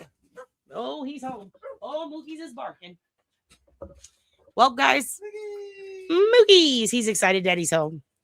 This is for Laura for that $9.99 super chat. Now that you guys know how to do this shit, I wish you well. I wish you luck. Be very careful because they fucked up and they put a lot of stuff in there that I personally would have censored more. And the stuff that they should have shown us, they seem to have censored. So, you know, if you see something that is something that you're like, they're going to take this down later, download it, because what the fuck? And if you see something that's fucked up against the victim's favor, fucking report them because they shouldn't be distributing that shit. Anyway, you're the best. We're going to go get food. All right. I'm going to be honest with you. I'm fucking hungry. Tomorrow we'll be back. We'll be looking at more of this shit. And Laura, I owe you a little bit of a treat, Laura. Maybe Shaq levitating or big boy on the big boy. Get on the roof. I ain't never see a big boy get on the roof. I ain't never see a big boy get on the roof. I ain't never see a big boy get on the roof. Big boy, I ain't been on the roof. Never see a big boy get on the roof. I ain't never see a big boy get on the roof. I ain't never see a big boy get on the roof. Big boy, you ain't lay on the roof. I ain't never see a big boy get on the roof. I ain't never see a big boy get on the roof. I ain't never see a big boy get on the roof. I ain't never see a big boy grill on the roof. Never seen a big boy grill on the roof. I ain't never see a big boy grill on the roof. Big boy grilling on the roof. Big boy grilling on the roof. Big boy ain't grilling on the roof. I ain't never see a big boy get on the roof. I ain't never see a big boy get on the roof. Big boy ain't climbing on the roof. I ain't never see a big boy get on the roof. How you do it like that? Damn, you got tools on your back. Climbing on the roof. I ain't never see a big boy get on the roof. I ain't never see a big boy get on the roof. Shit, big boy get loose. Shit, big boy get loose. I ain't never see a big boy get on the roof. I ain't never, oh shit, any phone on the roof. I ain't never see a big boy hop on the roof. how you do it like that? Shit, you just like a fat. Oh, shit, pick up your fat. Oh, I ain't never see a big boy get on the roof. Get on the roof.